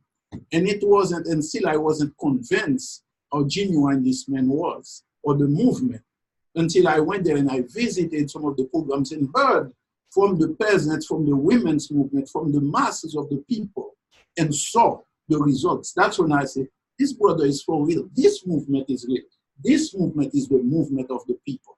And then I started understanding some of the others and the left-talking right-wingers. It was talk, because when I mentioned their name to the people of Haiti, they would tell me, they said, don't believe this guy. He talks Marx, but he's always having champagne at the US Embassy with the ambassador. See, the grassroots know, people know. And they'll tell you right away who was chuming with the Canadian ambassador and plotting against the people's movement. And so this is, I'll close with that. And we can open. There really isn't much of a Brazilian diaspora at this point. I mean, there's a fair number of Brazilians in the US, but I wouldn't call them a diaspora like the Philippines or Haiti. A lot of them came, a lot of folks came during the economic crisis of the 80s and or 90s in Brazil, when hyperinflation and so forth, and the more typical way of just coming on a tourist visa and never leaving. A lot of those folks, and I knew several of them, went back during Lula, because jobs were plentiful and so forth. The largest Brazilian diaspora is in Japan. And that's because of because Brazil has a huge Japanese community. And a lot of them worked in the auto factories, and when they left to go work in the auto factories in Japan, because they spoke the language, at least had some cultural affinity. So the real question is, what can those of us outside of Brazil do? And I mentioned a couple of things. Again, I speak from the perspective of the MST, because that's what I know the best. But there are lots of other organizations, labor unions, so forth, that have made connections with labor unions here. I know the Chicago Teachers Union has sent more than one delegation to Brazil to connect with the unions down there. And as we know, the teachers' unions seem to be the most progressive and militant unions in the country right now. Anyway, so the way we can connect is to, first of all, look at where they're under attack. And this would be, like I said, in the encampments. I mentioned yesterday that one of the encampments in Campo Grande they evicted them, brought the eviction papers, but through a lot of international not presence, but international intervention and a lot of international emails and letter writing campaigns, they rescinded the eviction. So to be on the lookout for that, and to when folks from Brazil come here to explain it, to try to keep a lookout for that and attend those, and make those connections. There will be there's a conference at Brown University in April, but there'll be speakers there'll be MST people who are participating in that, but will also be then in probably Boston, New York, and hopefully Washington, D.C. So there will be events you can, for those of you who live in those areas, can look at and connect with them. So I think the main thing is to keep open to when there's campaigns that we can lend our support to. As of now, the elite in Brazil is very subject to international opinion. That obviously could change, because if Trump gives Bolsonaro his unrequited love, like he does with other dictators, Bolsonaro may feel that doesn't matter, as long as Trump's behind him, he doesn't care what the rest of the world does. So that has yet to be in place, but that would be the concern. Okay, so we have a large diaspora. I mean, there's 10 million Filipinos around the world because of the reasons we talked about earlier, but 4 million are here, or 4.5 million are here. And so we've been very active in educating within our own communities around what's happening in the Philippines. A lot of people already know because they're new or recent immigrants. But there's a special emphasis on educating young people. And so I think that's part of why you actually will see in the different cities where we're located a pretty vibrant youth and student movement of Filipinos who's active not only on what's going on in their neighborhoods, but with the politics of the Philippines, and would like to see a stop to the Duterte regime. There's a lot of education about the parallels between martial law in the 70s and 80s and what's happening under Duterte today, because of course the young people today don't have that lived history. They weren't alive during that time, but there's a lot of education that we do about that. And then of course bringing people back home or back to the Philippines to witness for themselves, especially for those who were born here. And then we do the opposite, which is bring people from the Philippines here. We're actually going to be conducting a speaking tour of the leader of one of our human rights alliances in this month. Actually, she's here now. She's here for our Amnesty International conference, which is happening this weekend. Otherwise, she actually wouldn't like to have been here. And then she'll be going around the country speaking about the human rights situation. In April, same thing, we're bringing a leader of a trade union movement, and then also a person who's been organizing in Metro Manila, so multi-sectoral organizing in Manila, to talk about the situation and educate folks. But more than that, I think we're also playing this role in trying to do a few things. One, cut military aid to the Philippines, which has been escalating ever since 2001, when the Philippines was declared the second front in the war on terror. So, over $1.5 billion, I think, has gone to the Philippines since then. I know it sounds small in comparison to some places like Israel, but it's major. And that's one of the things that's propping up you know, every government since then is that they know they have the backing of the U.S. because they get military aid every year for occupation of schools, occupation of communities. Another major campaign that we're working on here is on expelling Philippine National Police. The Duterte government has sent Philippine National Police officers to be community liaisons, community relations liaisons in the U.S. You know, these are the same forces that are going out and murdering people on the streets simply, you know, for accusing them of dealing drugs or using drugs or loitering, right? And now they're going to do community relations in the United States. So we're trying to expel the PNP from the places that they are in the U.S. And it feels like a campaign that I would love to engage the NLG on. Like, what are the ways that you can help us figure out how to expel these people? You know, can we call them war criminals and have a grounds for, you know, having them not be on U.S. soil?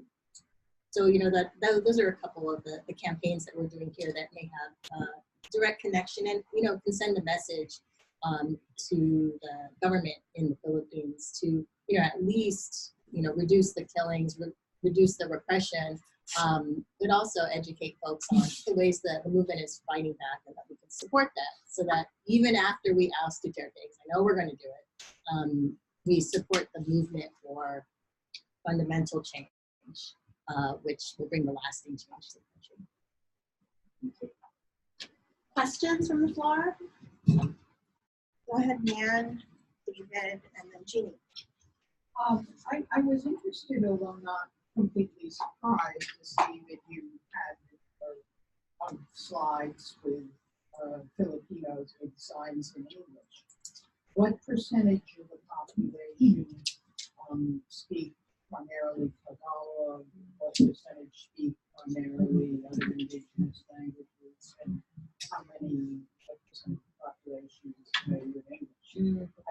I also had a Filipino AFS student stay with me for 3 days after high school. We're talking 50+ years ago, and that was a peak experience.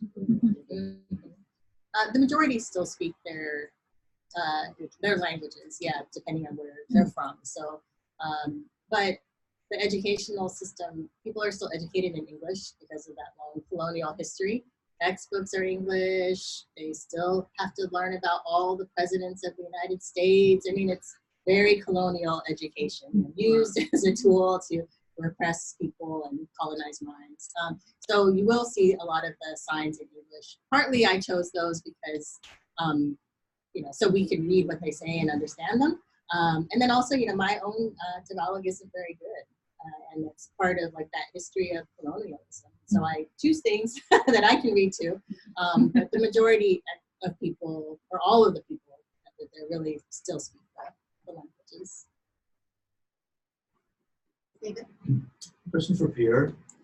How can we better understand the such negative role that the UN plays in Haiti? It seems like it's a mixed bag in the rest of the world, but it seems like such an outlier of negativity. And what, if anything, can we help do about that from here? Yes, and I want to bring in Walter Riley, who's a member of the guild on that to help me answer that question. Okay. One of the things is that we do have, in terms of what some of the massacres that the UN had conducted, we have videotape evidence of that. And we published them, Kevin Pina, who's a filmmaker in Oakland, as a documentary called Haiti, We Must Kill the Bandits. Bandit was a term that was used during the US Marine occupation in 1915 to describe the Haitians who were resisting the occupation. And it was used again recently during the UN occupation of Haiti, and still is being used as a way to tarnish members of the people who are saying no to the occupation. So the other video is very short. It's called What's Going On in Haiti, and it's a compilation of all of those. I believe both of them are online. So this is, and the names of the people who actually perpetrated those massacres. For example, Juan Gabriel Valdez was the head of the UN at the time. Kevin Pina handed him at the Miami airport a copy of the documentary and said, this thing is not going to be over. You must answer for these crimes that you guys have committed. We mentioned, I believe it's the Brazilian general, Heleno Ribeiro, I think that's his name. He's not the defense minister. He was the one who was the head of the UN forces and did all of this. And there is videotape evidence of that. So that's one way to plug into this. Walter, I want to help, if you can help me answer some part of that question. I don't know if I have it. I think it's important to do a couple of things to figure out who to identify with on the ground in Haiti. And that is the movement that is taking on positions of UN and UN occupation. Very specifically, that movement is LaBossiere. There's no other. It's LaBossiere. And the difficulty we have here very often in trying to figure out how we deal with enemies of the movement is that we get confused about understanding what commitment is in politics is a movement on the ground and get confused, I think, in many areas. We do a lot of good work, for example, around the immigration movement, but the reason there's an immigration problem is because of the problem at home. And that needs to be done. The reason that we have to deal with the UN is because the problems exist on the ground in Haiti. The oligarchs in Haiti and their allies around the world support the UN occupation by and large because it helps to keep down the masses. Why does the UN? What we do. Why does the UN agree to do that? I don't. I understand and I love all the work you do, but I don't understand the confusion about it. The UN is doing what it's always done, and there are people who work in the UN, especially reporters and so forth, who do things in their committees. But the UN as a military force has been a force for occupation, damage, and terror around the world. That's what it did in Africa. That's what it's done in every place it's done. And it's doing it in Haiti. It has never been a military force for advancing the interests of the vast majority of the people.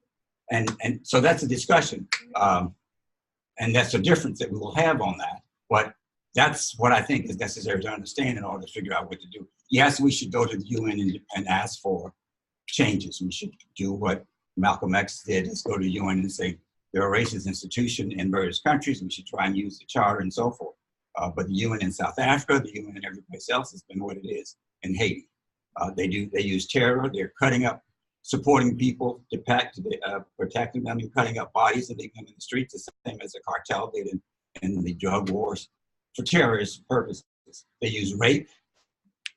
It's not accidental things that are happening. They are as a policy. And understanding that and saying that and being open about that is, I think, the first step in pushing back. The other thing about the UN in Haiti is that the US pressured countries, like every country that maybe had a little problem with the US then was in Haiti. So Brazil under Lula was one of the major forces repressing the people in Haiti. The other were the Chileans. The Brazilians were in one part, the Chileans were, there's the whole thing around cholera. And I think that it's the history of the United Nations, whether it's in Iraq, whether it's in Korea, is one in which, unfortunately, they go with the highest bidder, which is the United States and Europe. And the other thing is that the UN has, I'm glad that Walter talked about the rape, because UN forces have been accused of trafficking and rape in multitudes of, basically in every country. And the thing is, who's the UN? UN are just soldiers. They're just soldiers from other countries with blue hats on. And there's some like romanticization that if you put on a blue hat, it's like armed peacekeepers, which I feel is an oxymoron. You can't be a military peacekeeper. And so, because there are no alternatives a lot of times, like in genocides and everything, people call on the UN, but they mistake who the UN actually is. So I have a couple of things that I want to ask the panel, but I really appreciate this panel very much. I think it's been exceedingly fabulous. And I actually work closely with Mario Joseph and PAI, and remember that he was in a meeting we were in Gaza, meeting with all the Palestinian factions. And we were talking about the different struggles of how the factions could overcome a lot of their differences and unite to fight a common enemy. And Mario stood up and he said, you know, when the Haitians got together, we kicked out the French. And I just remember that so vividly. And, you know, the Palestinian factors are like, yeah. And then our Vietnamese friends stood up and said, well, we had the Fatherland Front. And we were able to kick out the Americans through using the Fatherland Front. And so that gets to my question in terms of, you know, Jeffrey mentioned the Brazil National Front. And I'm curious in terms of whether or not there's been, whether you have points of principle, how that came together, how Lavalas, I mean, I know in the Philippines that, you know, the left works in broad fronts with a lot of organizations, but I'm just curious as to whether there was conscious discussion and what were the points of unity and how is that being, you know, fostered to ensure that the front stays at least together to the point of, you know, getting some initial success, getting more success. So I'm more interested in that because I just think that, you know, we suffer in the United States from lack of unity on a lot of issues, you know, atomization. But yes, I really. First of all, I called the Brazil National Front, which sounds like right wing. It's actually called the Popular Front of Brazil. Okay. So okay. How they got together? The leaders of the various trade labor unions in the MST and the homeless movement got together and started having discussions, saying, you know, we're not going to beat this guy alone. And the points of unity are around preserving the gains of the working class over the last, you know, not just during the PT period, but since the end of the dictatorship. So they, you know, that's what's being under assault. Just like here we say what's under assault is the New Deal, right? I mean, just the gains of the working class over the last 50, 60 years is under assault. You know, they're the gains of the movements that overthrew the dictatorship is under assault. So that's their point of unity. It's pretty straightforward. It's material. You know, people's livelihoods, people's lives are at stake, and you know, and that there's a sense of urgency around that because they know where this guy wants to take them.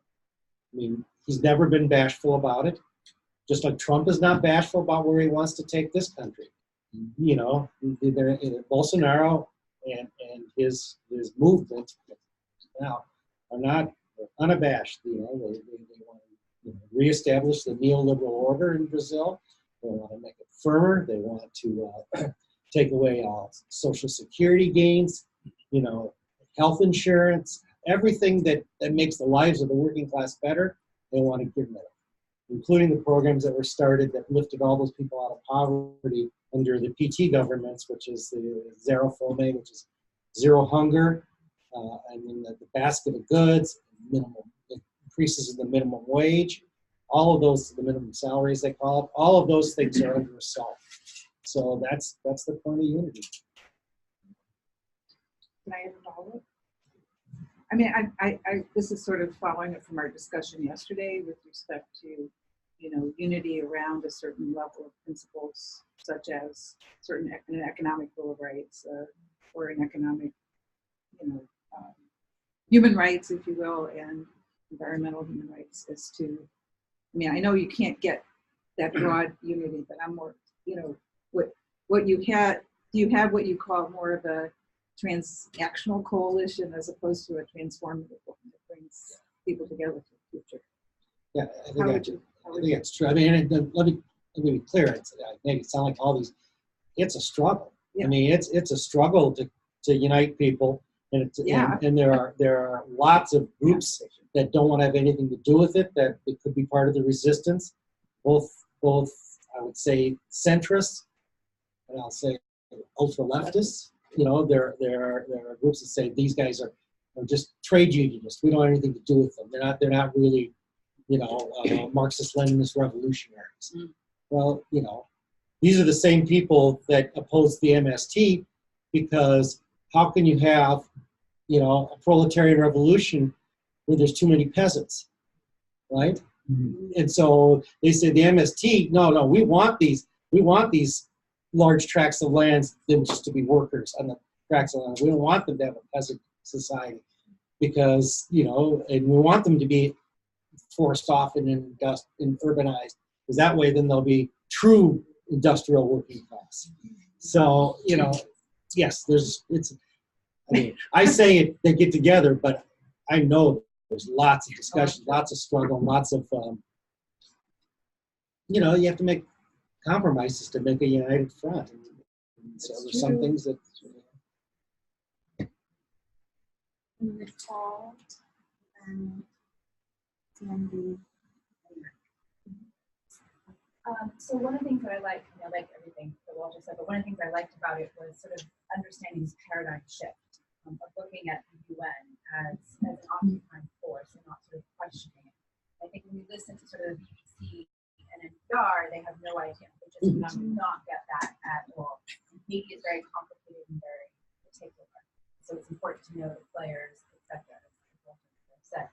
In terms of sort of legal violations as lawyers, if we want to look at it from that hat, there have been so many violations by the UN that I put it in three big bucket categories. The first one is cholera, by bringing cholera to Haiti, that has killed over 10,000 people. That's just who's documented. Reported, it could be 2 to 3 to 4 times that amount that the UN has killed, as well as infected close to 1 million people. And again, that could be more than that.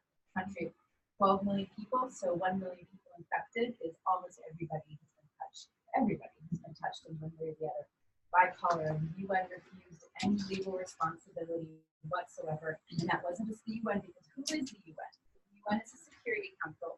The UN is the United States. When lobbying, I was told that when it comes to Haiti, there is not a GS5, there's a GS1. Because whatever the United States wants is what happens in Haiti. And so it's important to understand the US's role when we talk about the UN. So that's one bucket, is no legal responsibility for all of these people. And so IJDH has been at the forefront of trying to get a legal accountability. They finally, after 6 years, admitted moral $400 million to do some type of compensation slash some sort of reparations, and also elimination of cholera. They've done almost nothing on that promise, which won't surprise any of us in the room, but a lot of it is trying to get the UN to be accountable and say what they're going to do. Otherwise, they've absolutely undermined any living president they had in that country, in that region, in the world.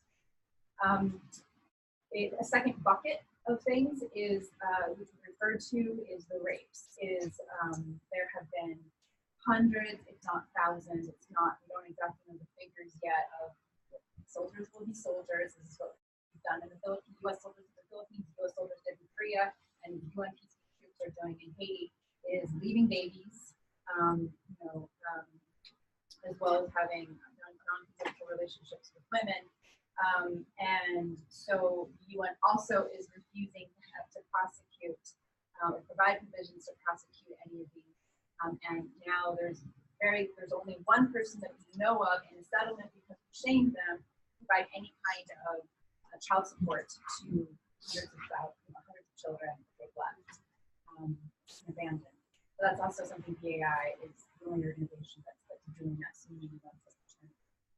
And then the third bucket is, right now, the way there's police troops that are UN police uniform that are supposed to be training the Haitian police. There was a massacre in 2017 called Rhonda, where it was UN-led, UN-trained and UN executed along with Haitian police, where they massacred 12 civilians and the police officers got killed too, and ended up in school. So the training of police, the training of the law enforcement is something that persists and is awful in terms of rule of law. So these are kind of the big buckets. There's also, of course, reinforcement of elections that are terrible, and there's a lot of things that they do to bring credibility to a fascist government, prop them up to say, well, the UN's doing all this, it's working very well, when of course it's not. So how can the Guild get involved? And I think, as Walter and Pierre have said, first it's supporting the movement, right? And that's what Pierre knows, and following those contacts is supporting the movement. From a legal perspective also, it's important to make sure there is accountability. Basic accountability. UN is the only organization in the world that has no accountability whatsoever under the Convention of Privilege. So it's every time any of these issues come up in other cases, it's tying it to being understanding this. Sandy, Mark, Martin. So in each of your countries, what are the weaknesses of each of the leaders that could be exploited, and what could we in the United States do to help? So,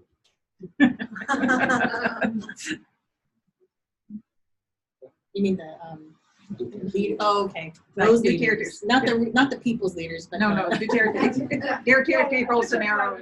Yeah.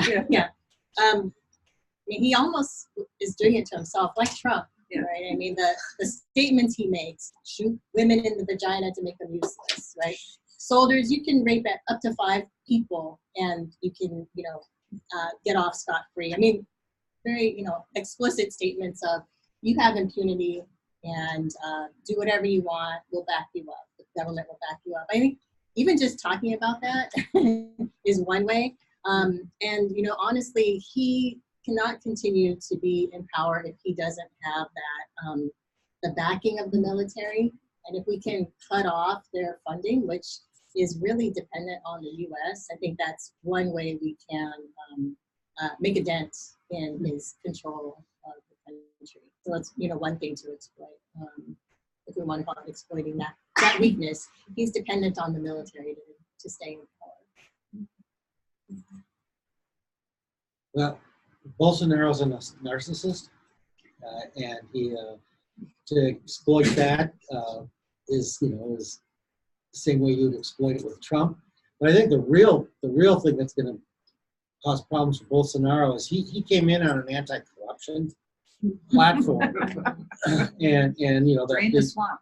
That the PT was corrupt, and we've had years and years of corruption, and I'm not corrupt.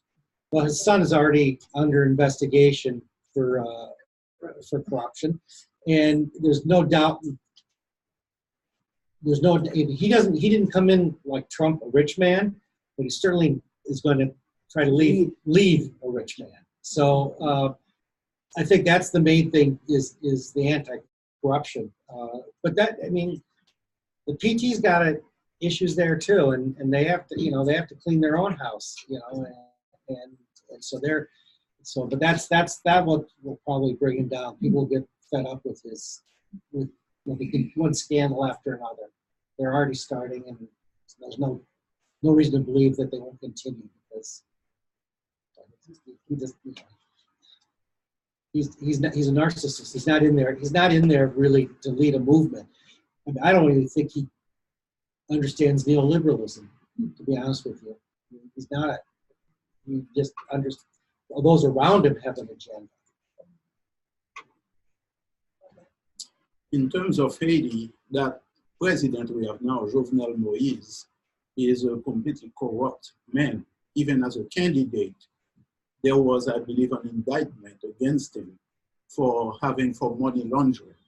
And this was not through the newspaper stating it. This was a government agency that actually looked at his 14 different bank accounts And it was published on the internet, copies of checks made to unknown that were mysteriously cashed for a whole bunch of money. And that government office, there is a law in Haiti where you have to show above a certain amount where the money is coming from. And this money is, these checks were like, nobody knew because he had a auto parts business and also he was selling water. So to see that large amount of money going through 14 bank accounts and where did the money came from, he never provided an answer. And the corrupt Haitian, which is not Haitian/UN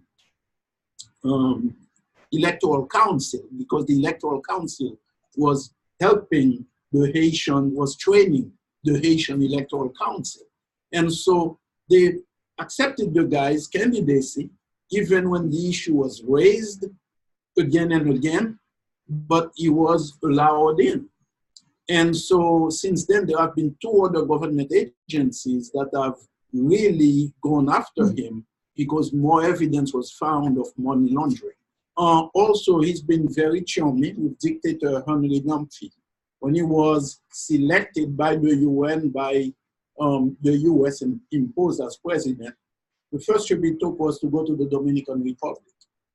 And there he met with General Henry Namfi, who has since passed away recently, but he met with him now. General Namfi, what's significant about it, he was the mastermind behind the massacre at the Church of Saint Jean Bosco on September 11th, 1988, where close to 50 or so, nobody knows how many parishioners were killed during Mass. And the Catholic Church never said a thing about it.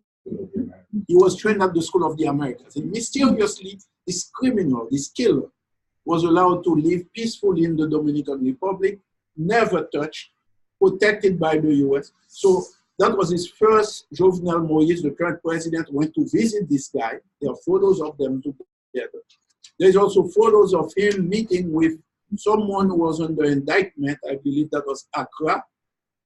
There was a boat, a shipload of drugs that came into Haiti, so full of drugs mixed with a shipment of sugar, so people called it the sugar ship. And but everybody knows, and it was big time drugs in there, full load. And the guy fled to the Dominican Republic. He was under indictment, and the president-elect, quote unquote, went and met with him very publicly. It was all over the newspaper. So it's been that kind of massive flaunting of his connections. He was also connected with Guy Philippe. They are both chummies. Guy Philippe was the guy who, he has a lot of blood on his hands for the massacres of a number of people during the 2004 coup. And he was also being supported by the US, even though he was under indictment by the DEA. Supposedly the DEA couldn't find him anywhere when he was in the Dominican Republic being trained by the US and Dominican Republic Army. And him and that current so-called president, Jovenel Moïse, were prowling around together while the DEA, while he was a fugitive from the DEA, he's now in Miami jail. So much blatant, in-your-face stuff. That Kenneth Merton, I just heard that he's been removed from Haiti. He was the State Department representative dealing with the Haiti dossier, has repeatedly stood up and claiming that he was a fine man, a beautiful man. So many people are accomplices in this.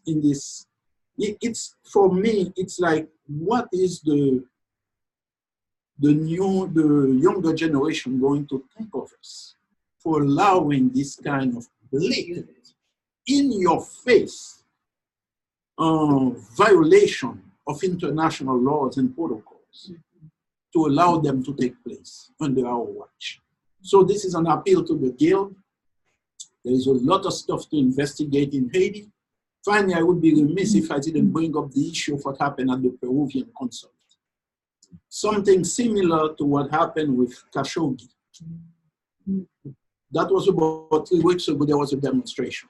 The police opened fire and tear gas on the demonstrators. Peacefully demonstrating, they opened fire on them. Everybody was scattering. A group of people ran into the Peruvian consulate, which also houses the Italian consulate. And there, something happened in there, where people on the ground are saying those people who went in didn't get out. Mm. Something happened. People are claiming that about 13 of them went in there. Some people put the number at 30, others put it at higher, but people believe they were killed inside there. Mm. Because the consul is actually a Haitian guy who's a very right-wing, and he's an honorary consul, and he's a member of the Haitian ruling elite. People witnessed an ambulance coming in, but the ambulance left. And then there was a group of journalists who went in on the tour, but they complained that they didn't have access to all the wounds. And they did see traces of blood and also some spent shell casings. So people are saying something went on in there, and we are not getting the answer. And so, just like in the case of Khashoggi, when Saudi Arabia claimed he never went inside, at first they denied, but then when people poured and poured, the truth will come out. You speak to anybody in Haiti, they will tell you something bad happened in there to those people, they never came out. So that's an area to be investigated, because too many things are taking place there under the watch of the United Nations, which is the premier human rights organization in the world. So that's something the Guild needs to, that's something we can do right now. So in the last 15 minutes I have Merck, Marty, and Susan on stack. So let's get through those three questions. I'll synthesize some of our points today, and then we can break for lunch. I was interested when you said that they're preparing for massive demonstrations Friday for National Women's Day, and I wondered if you all could talk about the relationships, both in terms of the fascism Rhonda just referred to a little bit towards women, and I know in Brazil massive stuff against women, but also the resistance. Maybe starting to talk about that. Well, I don't know the details of the plans, but no, what arose at the end of the campaign was the Ele Now movement in Brazil, which translates as "not him." Which was a women formed and led movement, in Brazil. With the participation of different social movements, but it was distinctly a separate movement. And they're not. I mean, that genesis, just like the women's marches here in the U.S., hasn't gone away. I mean, the core is still there. I don't think they'll have the same disputes we had this year in the women's marches. So there is definitely a movement around the rights of women. It is less so around reproductive rights, but it does include LGBTQ rights, which is, I mean, the homophobia of the Bolsonaro regime is really, really rampant. And there are, I'm trying to remember, I don't want to get the wrong statistic of how many, of the number of attacks on LGBTQ people daily in Brazil, but it's in the teens every day. So, I mean, so it's not like, so there's that issue too. So those are the, but how they organizing? I mean, just the same way we organize, both social media and personal. And just one thing, Brazil is one of the largest, has one of the largest ratios of social media users in the world in terms of percentage of the population, which was one of the reasons that the Bolsonaro campaign was so effective. I mean, they sent out just blatant lies on the social media about 2 or 3 days before the election, which accused the opposition candidate, the PT candidate, Haddad, of pedophilia. you know, and you know, with lots of like lurid tales and that. Which, so.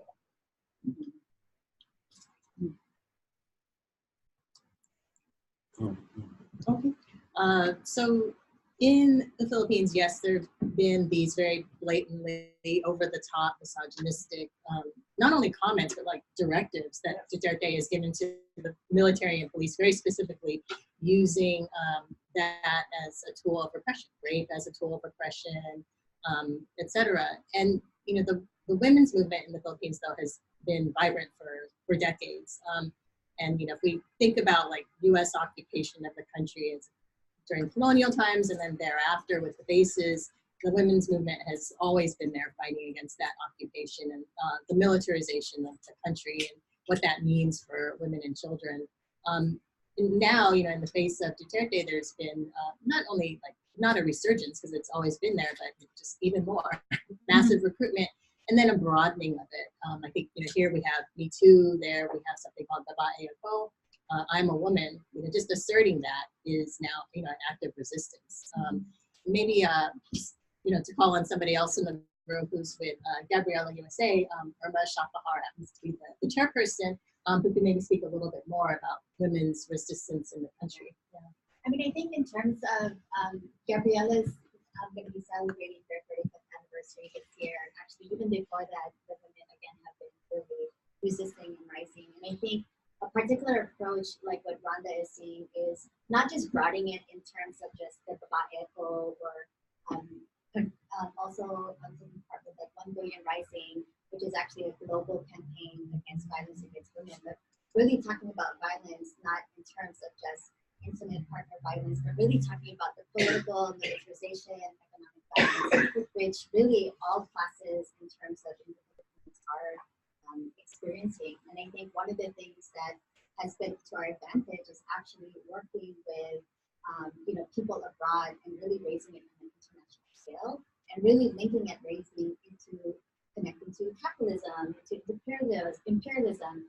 And I think that was the momentum that has actually been gaining more international support.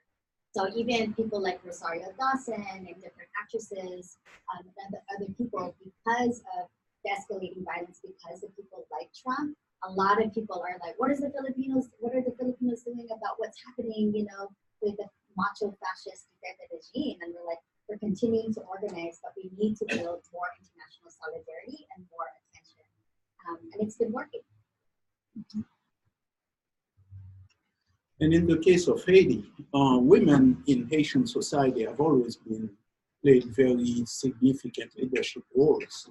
During the times of the Revolutionary War, in the times of independence, the names of Cécile Fatima, the co-leader of with Boukman Dotti, co-leaders of the movement of the big uprising of the enslaved people.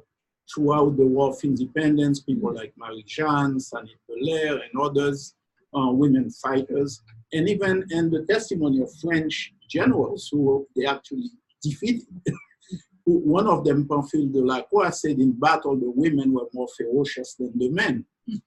But however, because Haiti inherited this from colonial times, a narrative of putting the men and minimizing the women.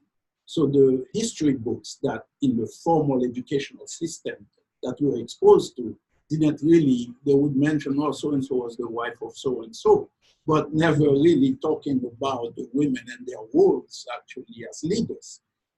In Haitian culture, Vodou culture, women religious leaders stand out. For example, the Mambo is not just the person, the woman who officiates at Vodou ceremonies, but she's also a community leader in her own right. And the man is a Rhondan. And so down the road. So, but in Haitian society, as modeled on the Napoleonic Code, women were considered legally, under the legal system, to be minors, meaning a married woman, when up until 1979 was a minor. So your name, you were referred to as Mrs., you would be referred to as Mrs. Pierre LaBossiere, rather than your own name. And in order to, I know my sister was shocked she had to get permission from her husband in the 70s in order to come and see my dad in the US, my mom and dad. And that infuriated her.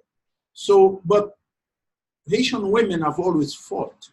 There have been many women's organizations that were terribly repressed during the period of the occupation and after occupation, so that Haitian women could get the right to vote. And so, during the movement against the Duvalier dictatorship, women fighters have been in the struggle. And there are so many of them, I mean, their presence, but also their histories have been pretty much marginalized. So we had the president, I don't know how to say the word, misogynist, yeah. Michel Martelly, a very vulgar person, someone who would drop his pants in public. And this was the person who Hillary Clinton, as Secretary of State, now the woman, you see, handpicked, and imposed him as president of Haiti. You see? And this is the hypocrisy. When I tried to raise that during the campaign here, many people are, oh, how could you say that about Hillary? Yes, because it's true. Look at the situation. And so what happened is that, and I'm coming also to mention about there are women's organizations in Haiti. And many of them were some of these organizations I was talking about, allied with the bourgeoisie in Haiti, with the oligarchy, that actually took a class position, and they had no problem with a guy like Martelly. They never joined the grassroots women organizations. Many of them were financed by international NGOs. Many of them were educated in the US, and they spoke French, they spoke English, and they were the darling of major women organizations who gave them all kinds of support and accolade and everything. And their role was really to support the coup, to support the sabotage of the bicentennial of the revolution in Haiti, to carry out the anti-people's agenda, and to support the UN occupation. And so when it came to that, their voices were silent. Or if they had any opposition, it was just to satisfy their funders international to give a semblance that they were opposed to what was going on when they actually were actively part of it. So that's why I say we have to be very careful and analyze the situation and rely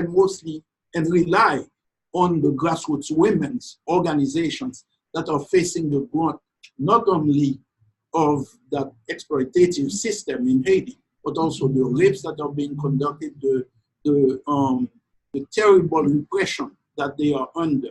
And so it's very important that we look at who are we associated with. Not just the ones who mouth off the nice language, but the ones who are really the victims of that oppressive system.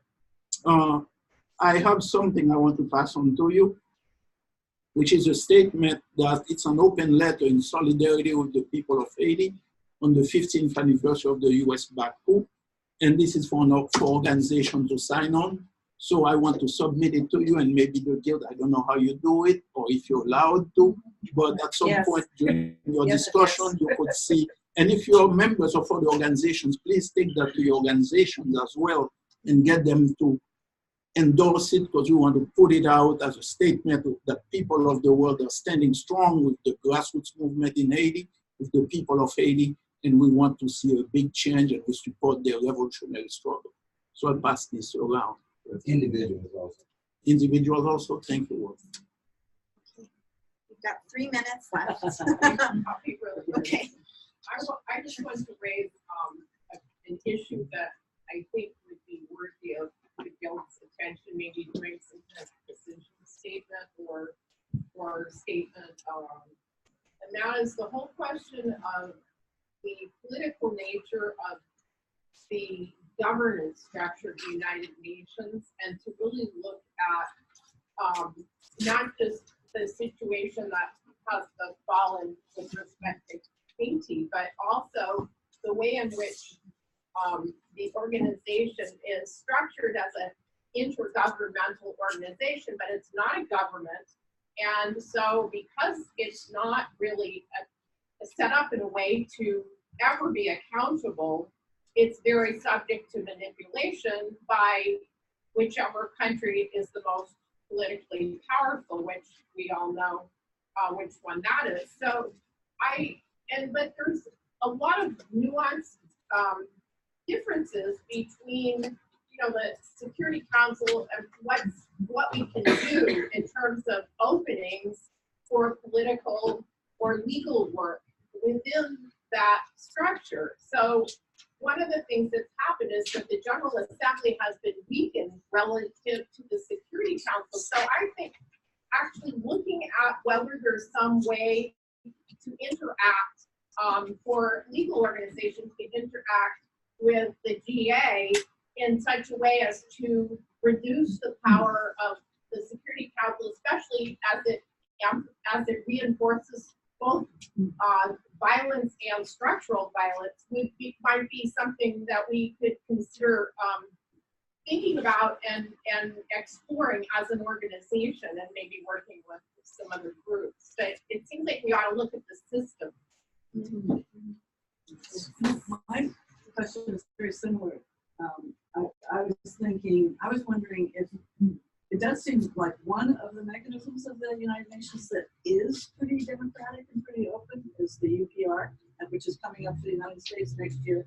And we'll talk about that, I think, later. But I wonder, with Haiti, has anyone ever made an effort to do a report on the UN's role, like shaming the UN before the UN? Lawsuits, huge reports. Yes. Before the UPR? It's from our ally. I mean, we have the organization that does that work in terms of Haiti. If we want to promote it and work with them, but I believe, right? Of the UPR. So we've tried it on both ends, both the U.S. when the U.S. is being reviewed, as well as when the government is being reviewed as well. We've done it on both ends. We've talked about the UN abuses when the Haitian government is being reviewed. So we've tried it on all fronts, and what we've found is that generally the member countries that are there at the council, all gets politicized. Venezuela and Cuba, happy to mention it on the floor. The U.S., Canada, the UK won't touch it at all. It just becomes politicized like everything else. And generally, it was hard for us to get questions, because the goal of the UPR process is to get questions from member states on the floor to the government about these abuses. And sort of transnational abuses by a country like the U.S., a little bit of corporate accountability, but not very much. A little bit on sort of Guantanamo. I mean, there's a few things, but it's very rough. It doesn't mean we shouldn't do it, but just letting you know it's very rough. We generally prepare the materials to have the materials to spread them around, but that's the actual impact at the UPR is negligible. Just realistically. But still worth the exercise. Right? Like, still worth it. But IADL does raise the issues of Haiti all the time in the Human Rights Council, but in their interventions, in our interventions. There are two last comments. It's noon, okay? Yeah. We're gonna end at 3 today, so I'm gonna be really tough on time. Mine's actually a question for our speaker from Bayonne. What is the efforts, the status of the efforts to delist the CPP and NPA as a foreign terrorist organization by the U.S. government? And would it be helpful if the Lawyers Guild as a legal organization sought to do a campaign around that or join that effort? I know that was a big effort, 6 months or a year. I'm not sure quite where it is. We would love some help with that. It was actually on my list of things that the Guild could do to support, and that's definitely one of them. If we could actually delist these organizations so that they could become, considered real partners in the peace negotiations with the government, that would be one. Two, it would allow us to bring people here who have been tagged as members of those organizations, and they wouldn't have the block against them to come here and be able to speak the truth about what's happening. It could, just lift sanctions against them and, help us with the whole red tagging of people. Progress has not been made on it. And so if there could be some kind of work group to help us think through what the campaign could look like. We don't know how to launch it in the US. There have been successful attempts in the EU to delist. So maybe that's one place where we could start to look at as an example, but here we aren't even sure where to start. I just wanted to mention on the issue of the UN, just a short resource. for this is a publication by the Rosa Luxemburg Foundation. It's in English. It's a short book. If you go to their office, it's free actually, but it's called Rethinking the UN Security Council, and it's really the shortest, concise history and background on debunking the whole background on the UN. So if anybody has any illusions about the UN, I really recommend this book. If we were to study this as a group, I would say this would be one of our foundational works to begin with. So thank you again to our speakers for joining us today.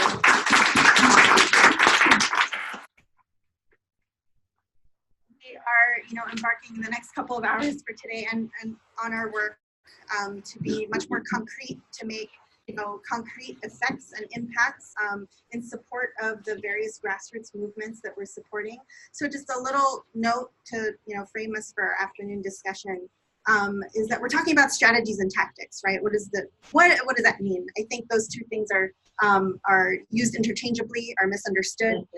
Strategies, what we wanted to talk about are long-term goals. What are the long-term impacts that we want to make for this world, right? And tactics meaning very short-term, on the ground, concrete actions. So some of the, to tie in our presenters and what they're talking about, and I think to reflect also the principles of the International Committee and the Guild, a long-term strategy we have is really to get rid of these structures and systems that are causing oppression and fascism to remain and to thrive and to hurt our people.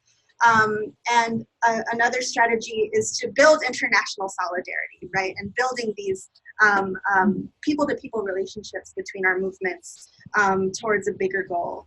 And some of the tactics that we have been taking and should take even more are, with regards to building international solidarity, is hosting exchanges and delegations. We've been doing that. Let's make that better. Let's make that practice better. And to support campaigns that the grassroots movements are asking us to step up and represent. And as a legal organization, before that, education of the masses, of the people who are being affected, but also of the people who